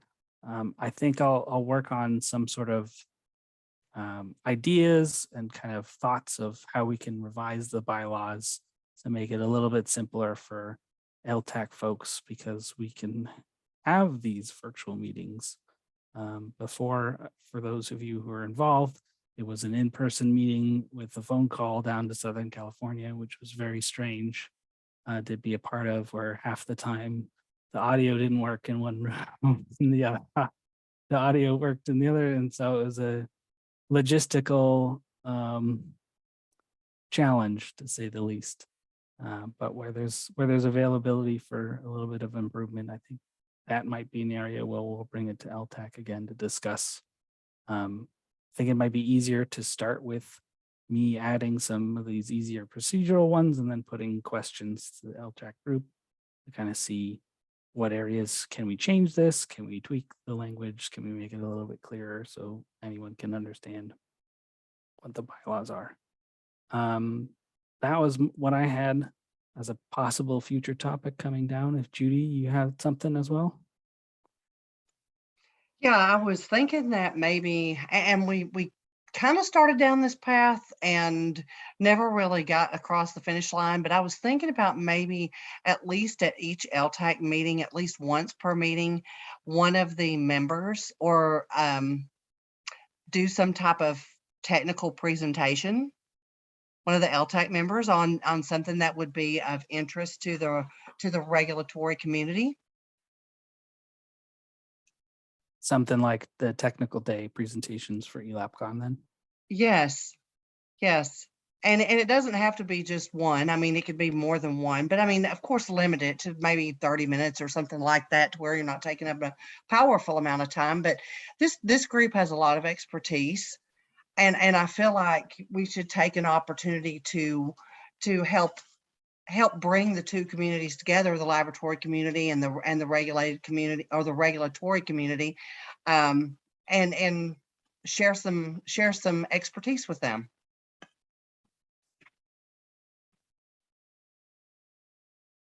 Just a thought. I see Melissa likes that idea.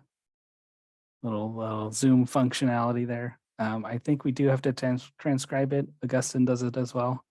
I can't remember all the rules off the top of my head, but I think we need to say, yes, that sounds like a great idea. And have I'll chime in. Yeah, that sounds rad. I'm into that for sure. I think that sounds great. Do we have a volunteer to do the first one? Something, we'll keep the first one short. They only have to do 5 minutes. Maybe we'll make it mandatory. Maybe we'll put it in the bylaws. Everyone's got to present something. If it's 5 minutes, I'll do the first one. All right. Augustine, you got a 5-minute presentation at next ELTAC. We'll put that as an action item, okay? Perfect.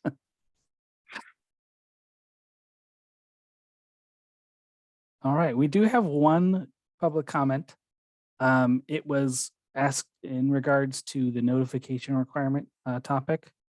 They said historically labs were instructed to contact the state emergency services when a water agency or company couldn't be contacted, and at what point did that directive get changed? That is still an option.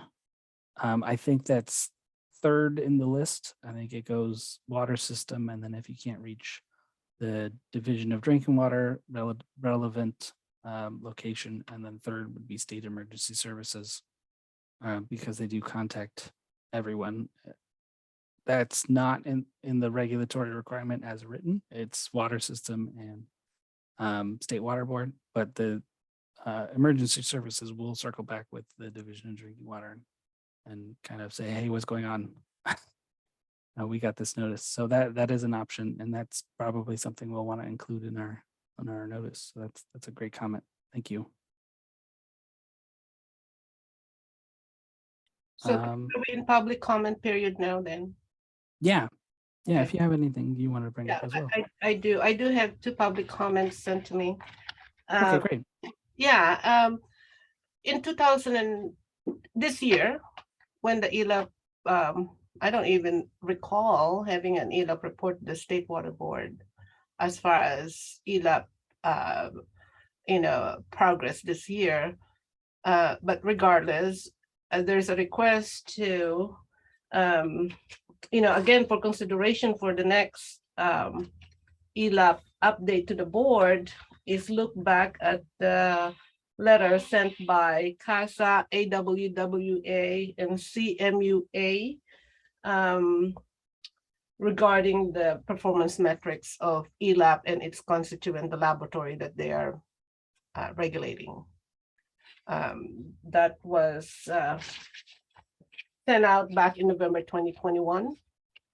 Again, in consideration when the ELTAC chair help with the ELAP update to the State Water Board.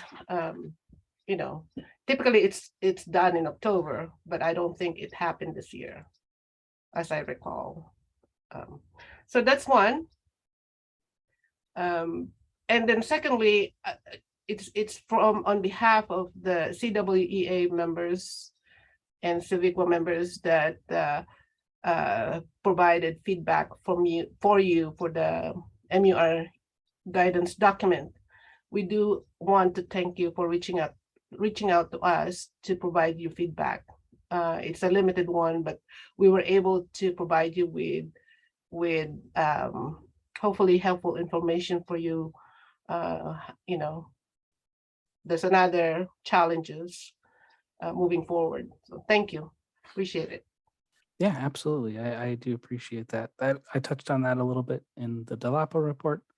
The methods update rule, I've had that couple documents out from a number of laboratories and agencies or interest groups to provide comments to hopefully make it clear and understandable, and it has been helpful. So expect to see something regarding methods update rule soon.